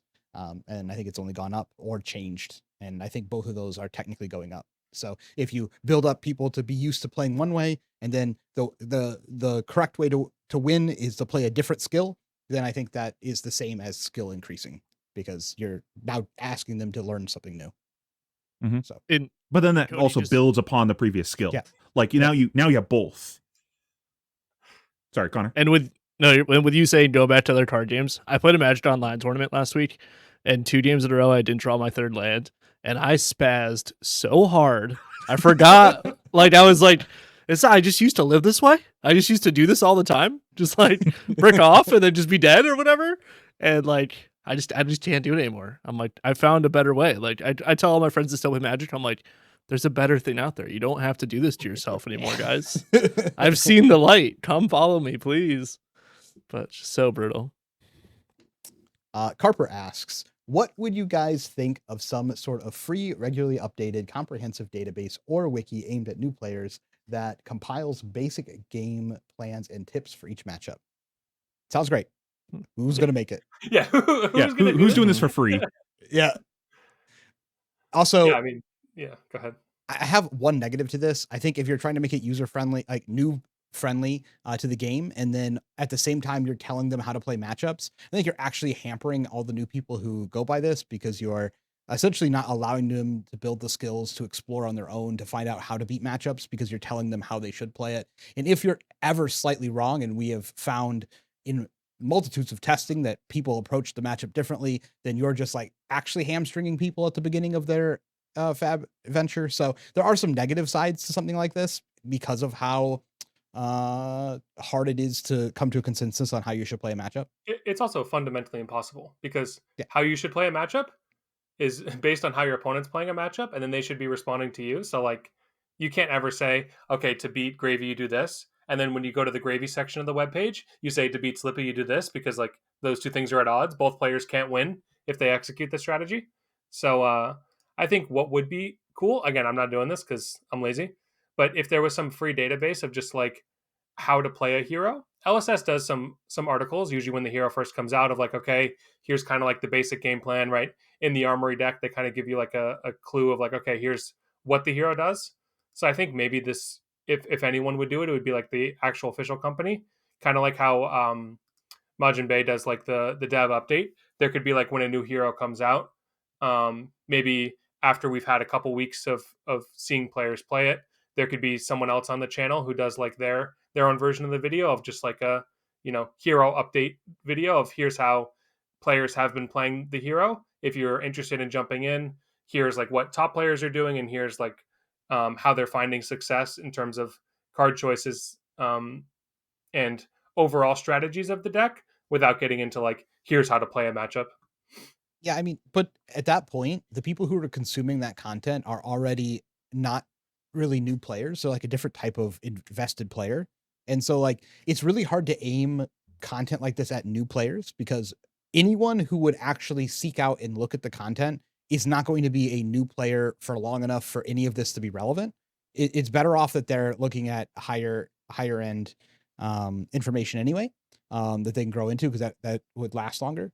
And so people look, I think people do this a lot with fandoms or like groups or with anything else. They assume that most people look up information about whatever they're doing, and the general public doesn't do this. So like, if you're already watching, the fact that you're watching this video right here means that you're like infinitely ahead of everybody else, because other people are not as invested. So for there to be this type of thing for new players to look at, they're not going to look at it because they don't look at things. Like that's how it is. So this wouldn't fulfill any need. You're a minority of a minority. Correct. Yes. You're better off making like 5 TikToks about it. made some TikToks, put the info there. People will run into it more than they would. You're better off into making things for like the middle level, because then it's always applicable. Because by the time the people move to that level, then like they might actually be searching out information. I think if you wanted to like get new players in TikTok style, it would just be like some animations on cards and doing like a funny like 20-second pop off turn of like, I do this, I do this, I do that, and I boom, I swing, and the crowd cheers, and then boom. No, That they would just be need to like just make actual new arcane. player. If they want to actually get new players in the game, literally just make arcane. The amount of Yeah, people who want the amount of people who want to do something with League of Legends from arcane is astronomical. Like my girlfriend's a great example. Like she loves arcane. There's nothing for her to interact with when it comes to League of Legends though. Like she loves Jinx, everything else, but there's literally no, she's like, what does the game look like? I'm like, you don't even, no one go closer, but she can't interact with that in any meaningful way. And like, this would be a good avenue for that. So like if they make an arcane type of show, they would draw in massive amounts of people into the card game as well. Yeah. If they actually wanted to do something like that. I'm down for Fab anime. Magic tried. Magic's had like a show in like development hell for like 8 years. They're like, yeah, next year. Yeah, next year. Like, Yeah, but then they realized they could just spend that same money on collaborations and just like mhm. literally fill swimming pools of money and just like But it also doesn't hit the same because, like, in this game, you choose your hero and you play with that hero, and then Yes. you become like a Yep. specialist of that hero. Like the actual 1-for-1 of going from like I like this character in this thing to I now get to interact with this character, like it, from some type of way. I think that's why. I mean, we're not a Riftbound podcast, but I think that's one of the reasons Riftbound will see some popularity is like you can just go. I like Jinx. I will play Jinx deck. Like here's a way for me to actually engage and look at artwork and have the pretty stuff. So I think that is like, if Flesh and Blood wanted to go down that route, I think that's like a way they could massively drive an audience into the game. And I then, always wish League had like a Diablo style game, just like an Yeah. action RPG. agreed. King of Mice asks, what is the team's testing like on a macro level? I.e., how much time does the team spend testing on a regular, and is that testing time spent entirely on playing games or analyzing afterwards? It's a great question. I think we've talked about this. We've had whole episodes dedicated to this, talking about like testing. I think the testing is very different when we're talking about the different tiers of events. If we're talking about like a Worlds or Pro Tour, we have much more scheduled testing times where we're looking into specific topics to address in a meeting. But I would say like on the regular testing is just people, hopping in the Discord, playing games, analyzing. Oftentimes, if it's people who are intending on playing the same deck, we'll just have like the deck pulled up and talk about how we're sideboarding, what we're thinking about playing as tech cards for certain matchups, which I view as like testing no different than playing a game. So yeah, I think the macro level is kind of just being absorbed in FAB as much as possible. I think, yeah, I mean, it's changed over time. I mean, it's pretty easy. Like, there's been cycles where we've been really hands-on, really like grind games every single week, bunch of games, numbers matter, get in there, play a bunch, be very active.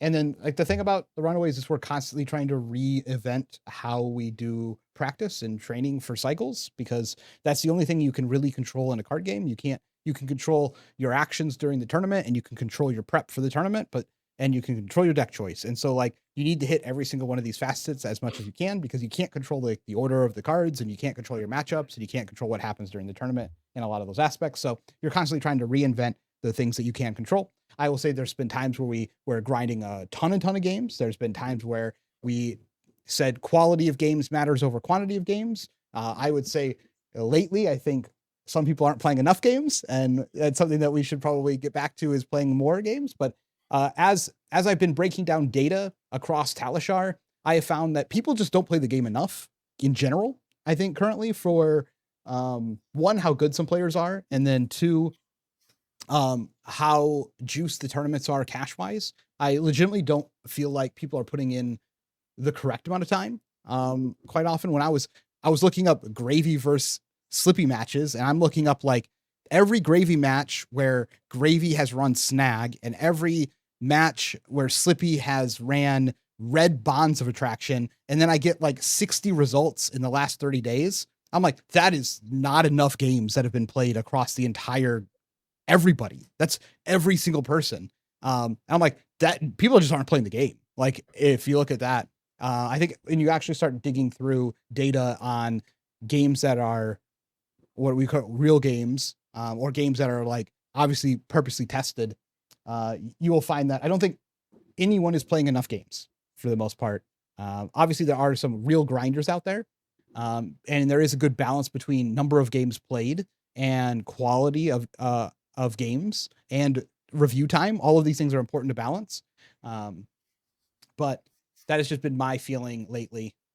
There's been times where I'm, sometimes I mean, I've looked over and I saw Yuanji grind like 30 games in a day before. And then just be like, 2 days, here's the victor list, go. Like, and that's like a lot of work, and people have gotten good results with, putting in that much work. And then at the same time, I've seen, people not put in like almost any games for going to a tournament. And sometimes they do well and sometimes they don't. But I think I think it's interesting to look at. No one probably has the correct way to prep for a tournament, because there is some mix of this that is correct, but no one's there yet, and I don't know what that is. But I am thinking about, the next 3 months to Worlds, and I think I want to go back into a cycle where I'm upping the amount of games that I played, versus, kind of some of the cycles I've been in lately. So kind of answers your question, probably kind of not. Either of you have comments, Fina or Connor? I like Hydra. I like doing like a Hydra setup where you have one person playing and then some people like commenting and talking through it and stuff. That it can get a little bit overwhelming if it's everybody. I did the amount of times where I'm like playing a game and Yuanji's like, "What are you doing?" And I'm like, "This is not helpful." This is. I think that's him watching everyone except for That's Noah, true. because then Noah is like, "This is exactly what I'm doing," and here's an explanation of why you're wrong. Yeah. And then Yuanji will pause for a minute and then be like, "I'm going back to poker." or it devolves into a 30-minute rant between the two of them, and the game doesn't conclude. Yeah, and then Yeah. eventually, I say you're right because he was right probably from the beginning, but I had to exhaust all my defenses to be like, "No, but what about this? But what about this?" And at the end, I'm like, "Okay, you're right. You're right. When you're right, you're right." Yuanji and Noah arguing is real like Goku versus Vegeta vibes. It's just like a normal man cannot touch this. No one else can touch this. Like, oh my god, that I loved that about what was it, Worlds.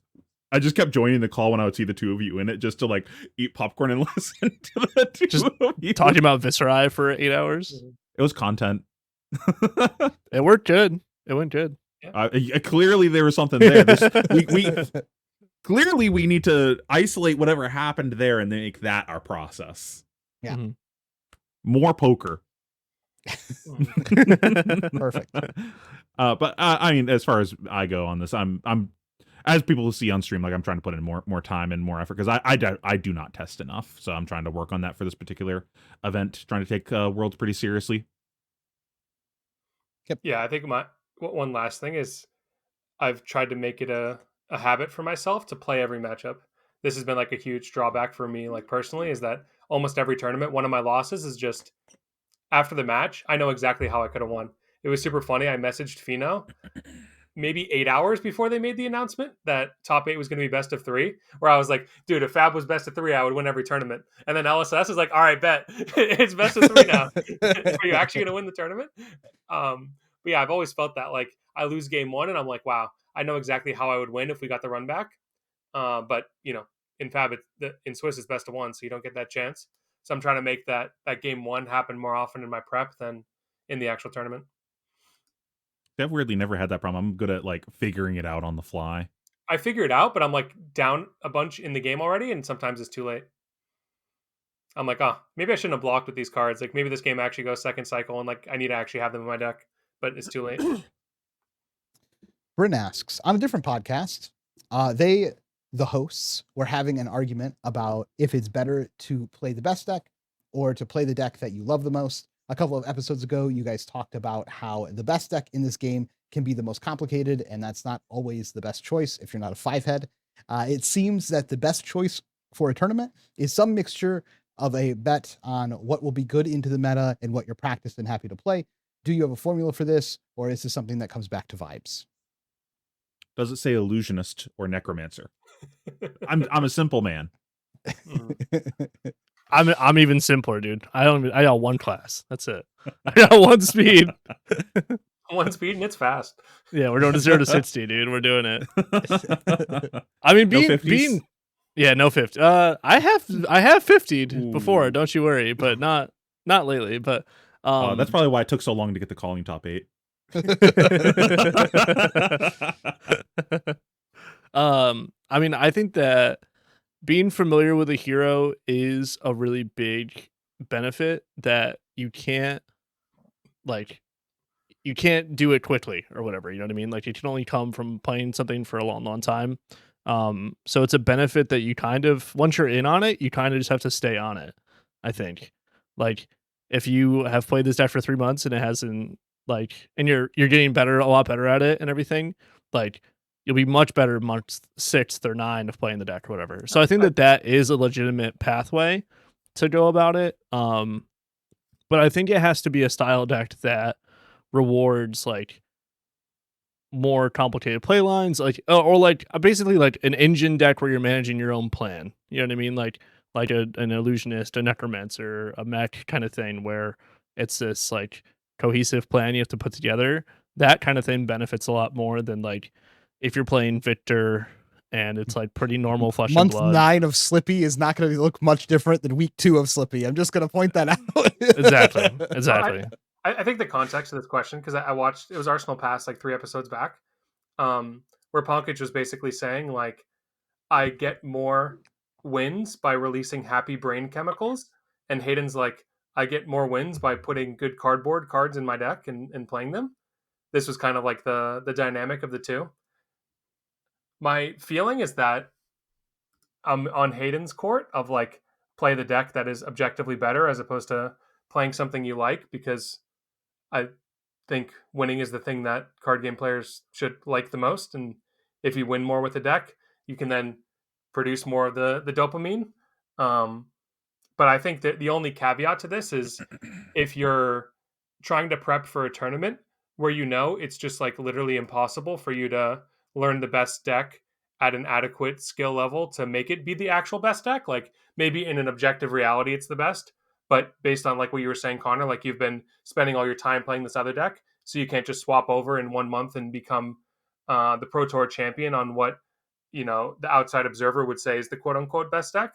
Then I think you should play a deck that you like more, because there is a non-zero element of you feel like you can exploit the opponent potentially better if you're playing a deck that you like and you're like more dialed into the game. Whereas you might be a bit like taken out of the game if you're just feel like you're playing a deck begrudgingly. But I think for most players, there's like obviously the top, you know, 10th of 1%, but for most players, they're not playing a tournament every week. They're not playing even a tournament every month. They're maybe playing like 3 to 4 tournaments max per year, like, you know, large events where they're traveling. So I think you should try to play the best deck and leverage the time in between to overcome your subjective tendency of like, ooh, I like how this KO card looks. Look, he's ripping his arm off. It's so cool. Let me play KO. Instead, be like, well, this other deck is better. I'm planning to go to this event, and say you're planning to go to the Pro Tour in Yokohama, right? You can start planning now. Start like thinking about what strategies might be viable, learning decks in a broad scope instead of isolating yourself to just one thing. And then I think you'll overcome this subjective feeling of just, oh, I want to play the deck that I like the art. Is this your growth? Is this a story of your growth, Noah? Oh, do you think I was talking to myself here? Because projecting of the KO thing. Because you like mentioned the KO, and it was like you were just playing KO for every tournament, and then eventually you're like, I'm gonna play a real deck. Okay, I'll top worlds. Oh, oops, real deck. I always leave Easter eggs, man. Yeah. This is yeah, it's definitely something that I've had this conversation internally about before, but I think it's applicable to everyone.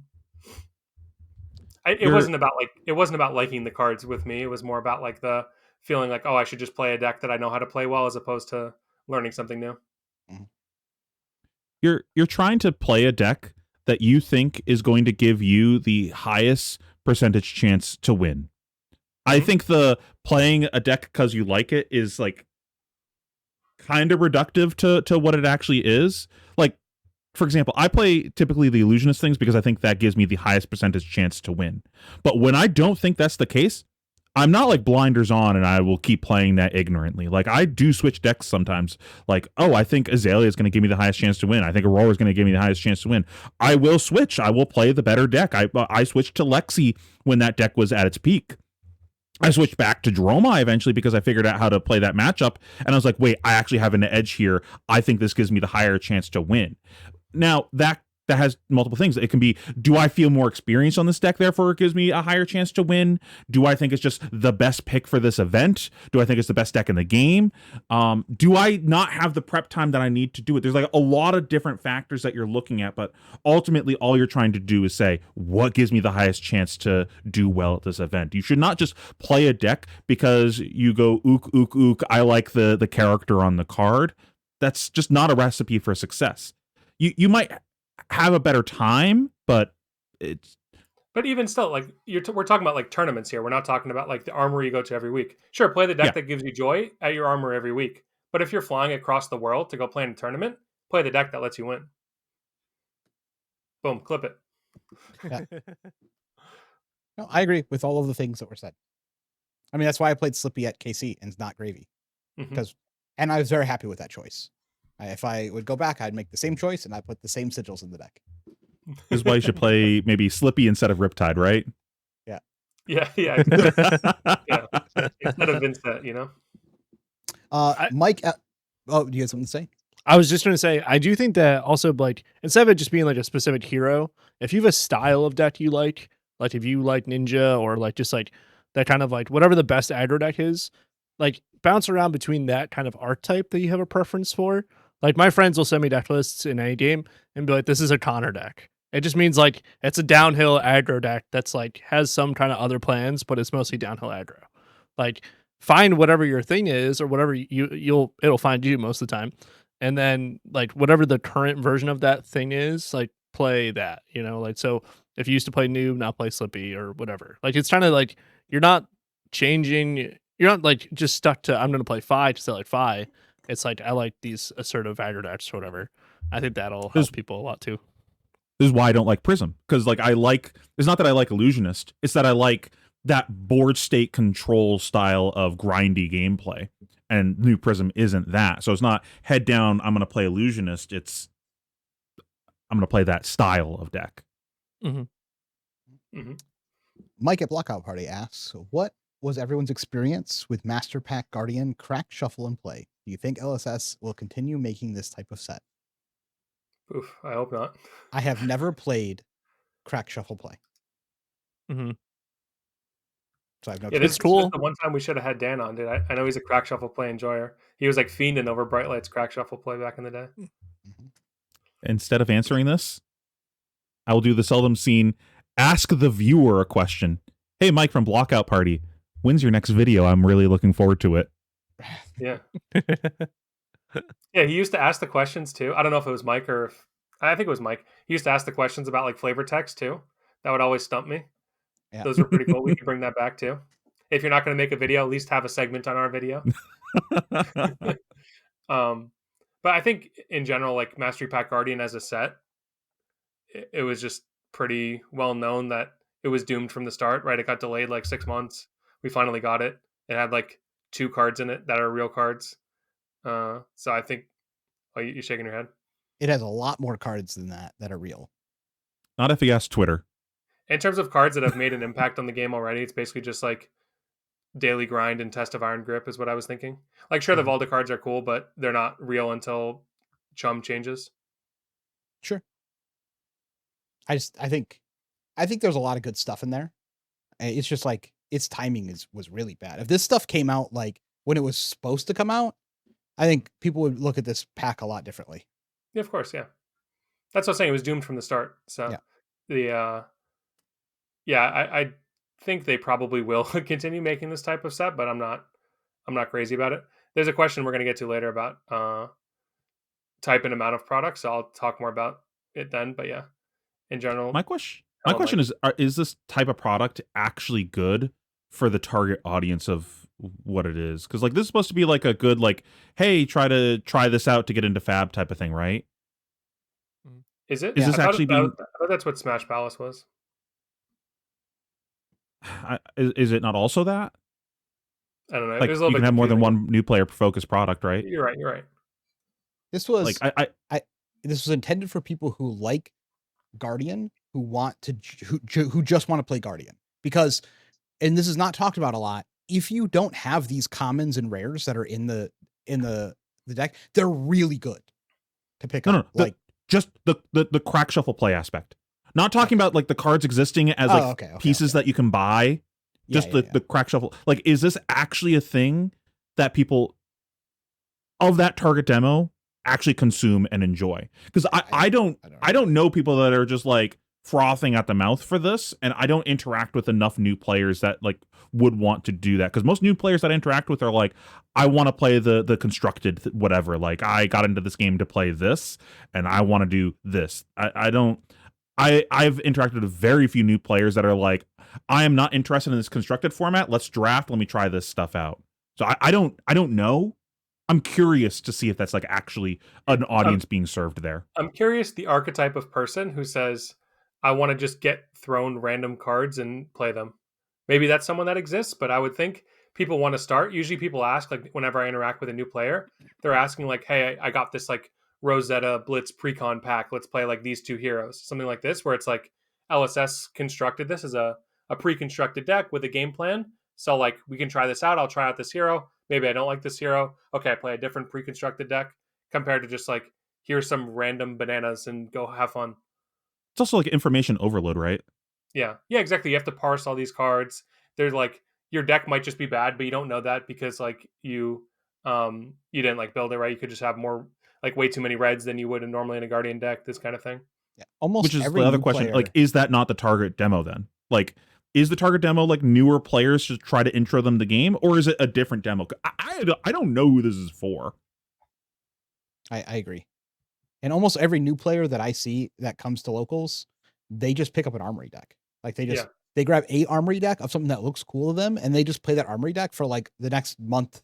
And then they're like, they might add a card here or there, or they might just be like, I'll pick up a different armory deck, and maybe I want to play different. Oh, I was looking at this other hero I played on Talishar, and I'm gonna get their armory deck and play this. Like that's typically how the conversation goes. And I'm like, so they already have a good online, like a good product for people who are trying to get into the game. And I agree with you, Fino. I didn't realize that's where you're going with this conversation. I literally also, I have no idea who this is for because I don't want to play Crack Shuffle play. I looked at my skirmishes and said, I don't want to play this format. I'm not driving 45 minutes to go do it. Like genuinely, like I'm not trying to say this to bash on the product. If this product is for you and you're watching this video, you're that audience being served. Can you say something in the comments, like, and explain, like, what do you like about this product? Why is this the type of thing for you? Like, I genuinely want to know who's the type of people this is trying to serve, because, like, I'm interested in this, like, because I don't know who this is for. No one in my community is like doing this type of stuff, unless it's just like a thing to do because they're going to a skirmish on the weekend. It's like it's not because it's this. It's just like, oh, I don't want to play Living Legend. I want to go do this. You know, like it could have been Blitz, and they still would have gone right. The Orc Knight asks, what is the Rantaways rant of the week? This is a rant question. He's trying to bait you. This is who asked last week, and then you went off for 10 billion years about your judge leaning on your back. I do have a rant, but it's about chain. Because yes, let's go. I've been trying to make chain work in LL, and I can kind of make him like function sometimes. And then you just run into someone who's just like hypo, warmongers. And I'm like, why am I so handicapped that like I just get my whole turn skipped? I couldn't play the fatigue match at all. I legitimately just died to blood debt before I fatigued to someone who threw 2 attacks at me because they just went hypo, warmongers. And I'm just like, okay, you win. I don't know what to do. Like, and I have no power in any of the aggro matches anymore. Sometimes I get free cards through like RuneGate, but the only really power that is left for chain is Duskblade, and Duskblade is unplayable in any of the larger matchups that have any form of control because they just reset it with Warmongers. So, or any of the aggro decks that can run Warmongers, you're just like you're racing them with a Duskblade, you're blocking and playing like an efficient Duskblade game, and they're just like Warmongers, and you're like, goodbye counters. I hardly knew ye. So I just want to play my deck. I had like 2 or 3 conversations this past weekend explaining why Duskblade like kind of sucks ass to people. Just let them, their only knowledge is this card was banned before it came out. It must be busted, auto include into their deck, and just like not understanding like where the card is actually good, and that most of the time it's still not even good in that spot, and Rosetta's just a busted weapon. You want to know when it's good? Surprisingly, is like into Dromai. Because like if you build your deck around Duskblade interactions and you just play clear the board block, build up Duskblade, you just kind of beat them in the late game by just being like this at your dragon, Duskblade for 10 at your face. Like that is when it's good. It was when you're interacting with someone who doesn't have interaction for you, they're just throwing like numbers at you, then Duskblade is good. But if they have any sort of like Warmongers or Hypo or any freezing cards or discard your hand like new and stuff, like this is when then Duskblade is kind of garbage. Are you talking about Duskblade in other contexts than chain? Because like surely you're not getting Duskblade for 10 in chain. Yes, you are. You're just not shackling, I assume. Sometimes you're shackling, sometimes you're not, but it depends on how you're playing. 10 is not unreasonable in a long matchup. But I'm saying like the 10 is the one that's closing it out. You were making it seem like Yeah. you're throwing 10 for like multiple turns in a row. No. That's how you're closing it out. But like Okay. you're stacking it up because they're playing dragons and they're playing relatively slow. And then like you're playing like a bunch of boundings and a bunch of like seeds and a bunch of other bullshit like this. And then you're recycling some of your cards. And you're just playing all the stuff for free. And that's essentially how you're blocking and then clearing and then building up a dusk. And then it's like kind of a problem for them when you're just like 7, 8, 9, like to the face. Like this is these real numbers they have to deal with off of like one resource. So yeah, that's the only time I found it to be good. And so like there are versions that I could sometimes make work, but dude, these just fold over to most of the decks in the game. Like, what are you doing to Zen? Zen, you're not doing anything to Zen ever. You're not even getting the 5 on your fucking on your dust plate at this point. Like, yeah. So I'm trying to find like where is Chain's power at, and I cannot find a power base, like something it's doing better than other decks right now. Because they banned all of them. The thing that he's doing better is being a deck that does not play needles, so that way he does not get a card banned out of his deck when the DNR comes. Perfect. Yes. Rosetta Thorn looks suspiciously like a needle. They would never ban that, but yeah. It's got downside. You have to play an attack and a non-attack, much like needles have a downside, right? Yeah, exactly. But I need to take the deck. I need to put it on the shelf. I need to stop playing it. I keep like, yeah, but let me just queue up one more game. And then like, I just get depressed halfway through the game because like things just aren't working and I'm losing like junk. And I'm just like, I was like, it's hard for me to enjoy the format when I'm like beating my head against the wall. So I'm like, I just need to put it on the shelf, play some more Dromai, play something else. And then like, I'll actually enjoy the format more. It just makes me sad. So there's my rant. Anyone else have a rant this week? Maybe we should make this a segment, just the Cody rant segment. Do that before Q&A. No, yeah. Then I'm going to rant about having to find a rant every single week. And good. You already got 1 week's worth of content. Yeah. You feel like that one stuff. I actually got a tier list for a week that we need filler content. The most cringe. No. Oh, that could be another one. We could do it. I had a tier list of what if we tier listed the most cringe cards in the game. Yeah, I have lots of thoughts on that. Fair. Goldic asks, are you happy with the type and amount of products we're getting per year? What would you like to see different? Yeah, I think it's good. Like, I think in general the concept Pace. of having like this flow is good, where we're getting armory decks like basically every month.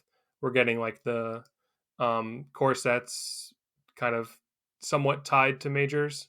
This one coming up is a little bit different, but in general, just like giving us a little bit of a breathing room before the major, where we have a new product, we can really flesh out the deck before playing the tier 4. And I think Mastery Pack Guardian specifically was jank, but having some kind of supplementary set every year is a cool idea. I don't know if they'll continue to make it focus on just one class or have it be Everfest style where every class gets something like a super expansion slot. But yeah, I think more product is good. If they're not going to use the ban list as a way of shaking up the game, giving us more product to shake up the game is good. I like the product that we're getting and the amount of it. My only complaint really has nothing to do with what the product is. It's other external things like the timing of product. Like I'm not going to let them down in that high seas nonsense with nationals. That was horseshit. Availability of product, of it just like being impossible to find product sometimes. It like all these other external issues with it are the only problem that I have. If I had a problem with a product, maybe I wouldn't be playing this game. You know what I mean? Like I like this game, therefore I like the product. I like the cards that I'm purchasing. That they make good cards like that. They make good product. Yeah, I will say again on the high seas thing, it really sucked. Specifically because I didn't go to Singapore. That like the gravy deck wasn't solved. I don't think it necessarily solved yet, but it wasn't solved to like the point where we enjoyed playing it until after our nationals was over, and then it was just like I just never had another opportunity to really play it. And then I had one tournament like KC to play for, and I was like, well, I'm gonna play Slippy because I think that's like a better shot for me because it's been so long. But like it would have been nice if we had a couple more weeks and I could have played Gravy at a nationals. That'd have been sweet. Yeah. But you could have played at Singapore. You just chose not to. I didn't go to Singapore, so that's fair. Yeah, I that's think- why I said specifically because I didn't go to Singapore. Agree. It made it worse. I think that's just like how they're structuring product releases, though. It's like give Yeah. you time where like the tier 4 is kind of like right around the point where we've had enough time to flesh out decks. Yeah, it was just US Nats got kind of the shaft on this one, but they were. It seemed like they were planning it around the timing of the tier 4. yeah. It's just we got to watch everyone else like go play with their gravy, and I was like, I want to. It's the SpongeBob meme of Patrick Squidward watching them have fun. Nice. That is about how that felt. Someone make that edit of Cody phase on Squidward and the other Runaways running around. The other thing I will say is a good thing. I was like a casual Magic player before Fab, where I just went to like a lot of people like War of the Spark. I just like went to the pre-release and then I would go to locals and draft War of the Spark because it was fun. That was right? a fun pre-release. Oh yeah, it was great. But the thing is it felt like every other week there was a new pre-release because there was like, here's a modern set pre-release, here's another standard pre-release, here's this other. I was like, dude, there's too much product. Like I'm just a casual, like I can barely follow like what's actually happening in the card game space. I'm just trying to draft new sets, go to pre-releases, and have fun. Is essentially how I was playing Magic, and I was playing it like on Arena. That was my interaction with Magic at the time. And like I legitimately stopped playing the game because there's too many pre-releases. Like there's just too many set releases, and I was like, I can't follow this. I feel like I'm missing out. And so like we're nowhere close to that in Fab, and it's great. Obviously, I'm way more dialed into the community in Fab, but still. My only want for a product in Fab at this point is there to be more of a robust casual scene for Fab, like an actual Commander format that's good and product that supports it. Because I fuck with that. Like I'm a Commander player before I came to Fab. That was like the main thing I did. So like I'm looking for that, and but it needs to be good. Like it can't just be like this is technically a multiplayer format. It's the same thing, right? No, it needs to be good. And I will sink my teeth into that. And then, obviously product to go with it to supplement that format. And that's really the only thing that I want. Smoothie asks, what are your favorite unique tech cards for matchups that you don't really get to play or talk about because the sideboard space or the matchup hero being played is generally irrelevant? Did anyone else make a list? No one knows mine. What is yours? Standing Order. Oh, Standing Order, yes, dude. Keep that Arsenal. I was like, wait, oh yeah. We talked about it at dinner too. Yeah, I had like a year-long arc where I was just like trying to fit that into every deck. Oh yeah, dude. So many Dromai decks. Broken. So many Dromai decks with Standing Order in it. Yeah. Oh my god, that was my favorite glue piece in a deck ever. In Dromai, in your fatigue matchups, one of the things that you would do when you're playing against fatigue is you don't know if they're hitting you or if they're fatiguing you. They haven't told you how they want to play the matchup yet. And when they start by hitting you, you kind of need to respect their damage. So you end up putting defense cards in your arsenal. And then they'll pivot into fatigue once they think they trapped you with a bricked arsenal and just never hit you again. So that let you unbrick your arsenal. It was it was a beautiful glue piece. I loved it so much. Yep, that's nice. I can give Lucas his because he's not on here, which is definitely Death Touch. We had like a long running meme in the whole Lexi format of just Death Touch is the answer to all your problems, but it's hard to find space to include that card. Death Touch. I thought of two myself that are like generic, similar to Standing Order, that I've always wanted to play. They're in the maybe board on every deck list. I always bring them to tournaments, but never play them. Is Down But Not Out, the one where from heavy hitters, if your opponent has more tokens, equipment, and life. I always thought that card was like super sick. Like as a blue, where it's a blue 3-block, but also it can just be like 2 card. You swing for 6. It's overpower that might get you there if they're at 3. You get the tokens to help you like convert hands when maybe you've burned through all your go again in your deck. I always thought the card was like super sick. And then the other one is Peace of Mind, which I still think is like criminally underplayed. Like there could be decks that are really good at pondering that could play this card where you're paying 2 to prevent 4, make a ponder into a deck where you can reasonably use the 1 to like AB. It's like you're essentially getting like a 1 card 5, assuming your Ponder converts into a good card most of the time in your deck. I always thought that card would be like super sick, but it's basically like never seen any play just because it's too niche to actually include in an 80. I think the time it could have been good was when CYB was around, but it's like I can't really fit this and CYB.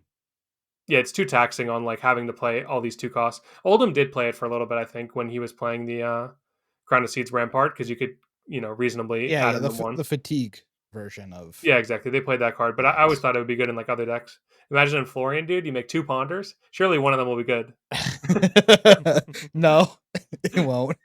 You're just gonna draw 2 terrible blues and be like, I'm not gonna set either of these.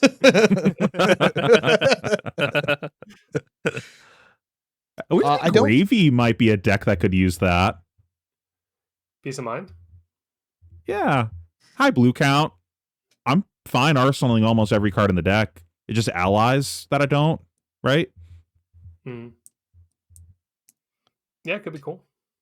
You could also pitch an ally to it's cool. Like, so the other like good part about Peace of Mind is like it's also just a cycler where like if you play Peace of Mind pitching an ally, you're getting 4 value out of your card and then you're drawing a card. So it's like you basically just played a D-React because you're just cycling your ally into a new card and getting 4 value. But it works on CNC. I don't know. I think the card's just like underplayed. Just for you, I'm adding it to my maybe board right now. Yeah, I think it's really good. Okay, Connor, what do you got? I'm sure it's some shitty mech card. Tell us why it's good. Whoa. Hyper Scrapper's not a shitty mech card, dude. That card's sick. I was waiting for it to be Stasis Cell. Yeah, I was that one's I like that one too. No, Hyper Scrapper's my favorite though, which is like they don't know you. They saw it earlier, but they forgot. And then you start casting a bunch. Like you're like, all right, pitch these 3 blues. Start exiling all this stuff in my graveyard. Coming in for like a 8 power Hyper Scrapper or whatever. That's good stuff right there. That's good clean living. But that's probably my favorite like tech like end game card. Or Plasma Mainline. Mainline's another fun one. But every single time you ever draw that card, it's always the worst possible card you've ever seen.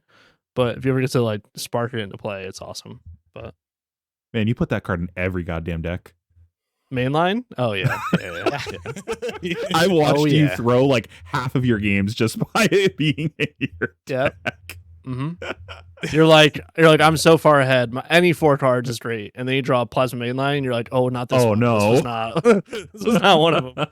But I really like to. I had a Dash IE deck that would start Plasma Mainline, and that deck was nice. If you like to take game actions, not if you want to win games, but it was really fun. This going back to our comment earlier about play decks that you think is going to give you the highest win rate, not that you enjoy. I build a lot of decks just to be like, can I do the thing? Now I come up with a thing and I want to do the thing.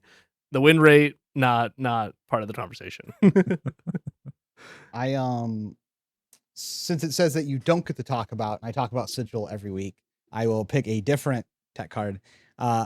It's a deck I never really got to play because the meta just never made sense for it, but it's Vengeful Apparition Enigma. It's just like it's like my favorite thing that I think I've ever played in the game. Like it's rivals up there with Chain, but it just was never better than the Guardian style of Enigma. But it just ran every ward card you can imagine and just chained ward cards onto the board every single turn. Like your opponent would hit you would essentially use the ward as block. The effects would trigger, would let you play something else for free out of your hand that then got a counter that had go again, and then you just kept chaining them over and over and over and over again. And that was my favorite way to ever play Enigma. It just never got there. It never got better than the Guardian style. But oh man, did I try and talk about it all the time. Your other pet card during the Enigma time was the what was that other one where it like leaves behind a shield when it dies? Yeah, it's the 0 cost. Solitary Confinement. Yeah, Solitary Companion. I've never heard you get so gassed than Solitary Confinement. Man, I had to beat that out of you. You kept trying to include it in every damn list, and I was like, stop playing this stupid ass card. You're like, it's so good every time I play it. And then I'm like, no, you literally like priced yourself into blocking and tossing the game every time you try.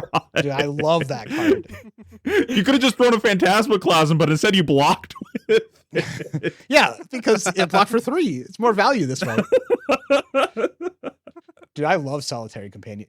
And I love it even more in the Vengeful Apparition deck. The recipe for success, just Yeah. snowballing down the hill of bad cards. Big Hungry says, with Riot getting into the TCG space, will Riftbound take over the TCG space? I take over, I hope definitely no. not. Have you seen Pokemon? I'm like, take over. It might be a real player. It might give some people like their EDH kick, since the game is designed for 4 players first, is what they've said a bunch of times. Much like the World Tour in the United States, they are competing for 3rd place. Nice one. Okay. It took me a second to get this. You mean the point shooter part? Yeah. It was good. Dude, it's been a long day, all right? It's been a long podcast. I have no idea how long this podcast is because we had Dude, to stop it's like- it so many times. It it's could be like like 4 hours. Over I have 2 no idea. hours. Yeah. It's good. Yeah. We've been dissing the people. They want the long podcast. I don't know. I think I'm Riftbound will playing- definitely be a big player in the market, just like based off of that regional in China already. Yeah, it'll definitely attract a lot of the player base who probably hasn't played a card game before, but likes the league IP, and it'll attract the card game cabal of people who just go around to play all the card games and win money. Yep. I mean, I'm going to give it a shot. I'm looking forward to it. I ordered my product. Yep. Well, with that, let's Wait, get you're out not of here. asking my question, man? Come on, I submitted No, the question. I don't No, get that. I didn't see Yeah. any other questions. This is the end of the podcast, everyone. Goodbye. Wow. Take care.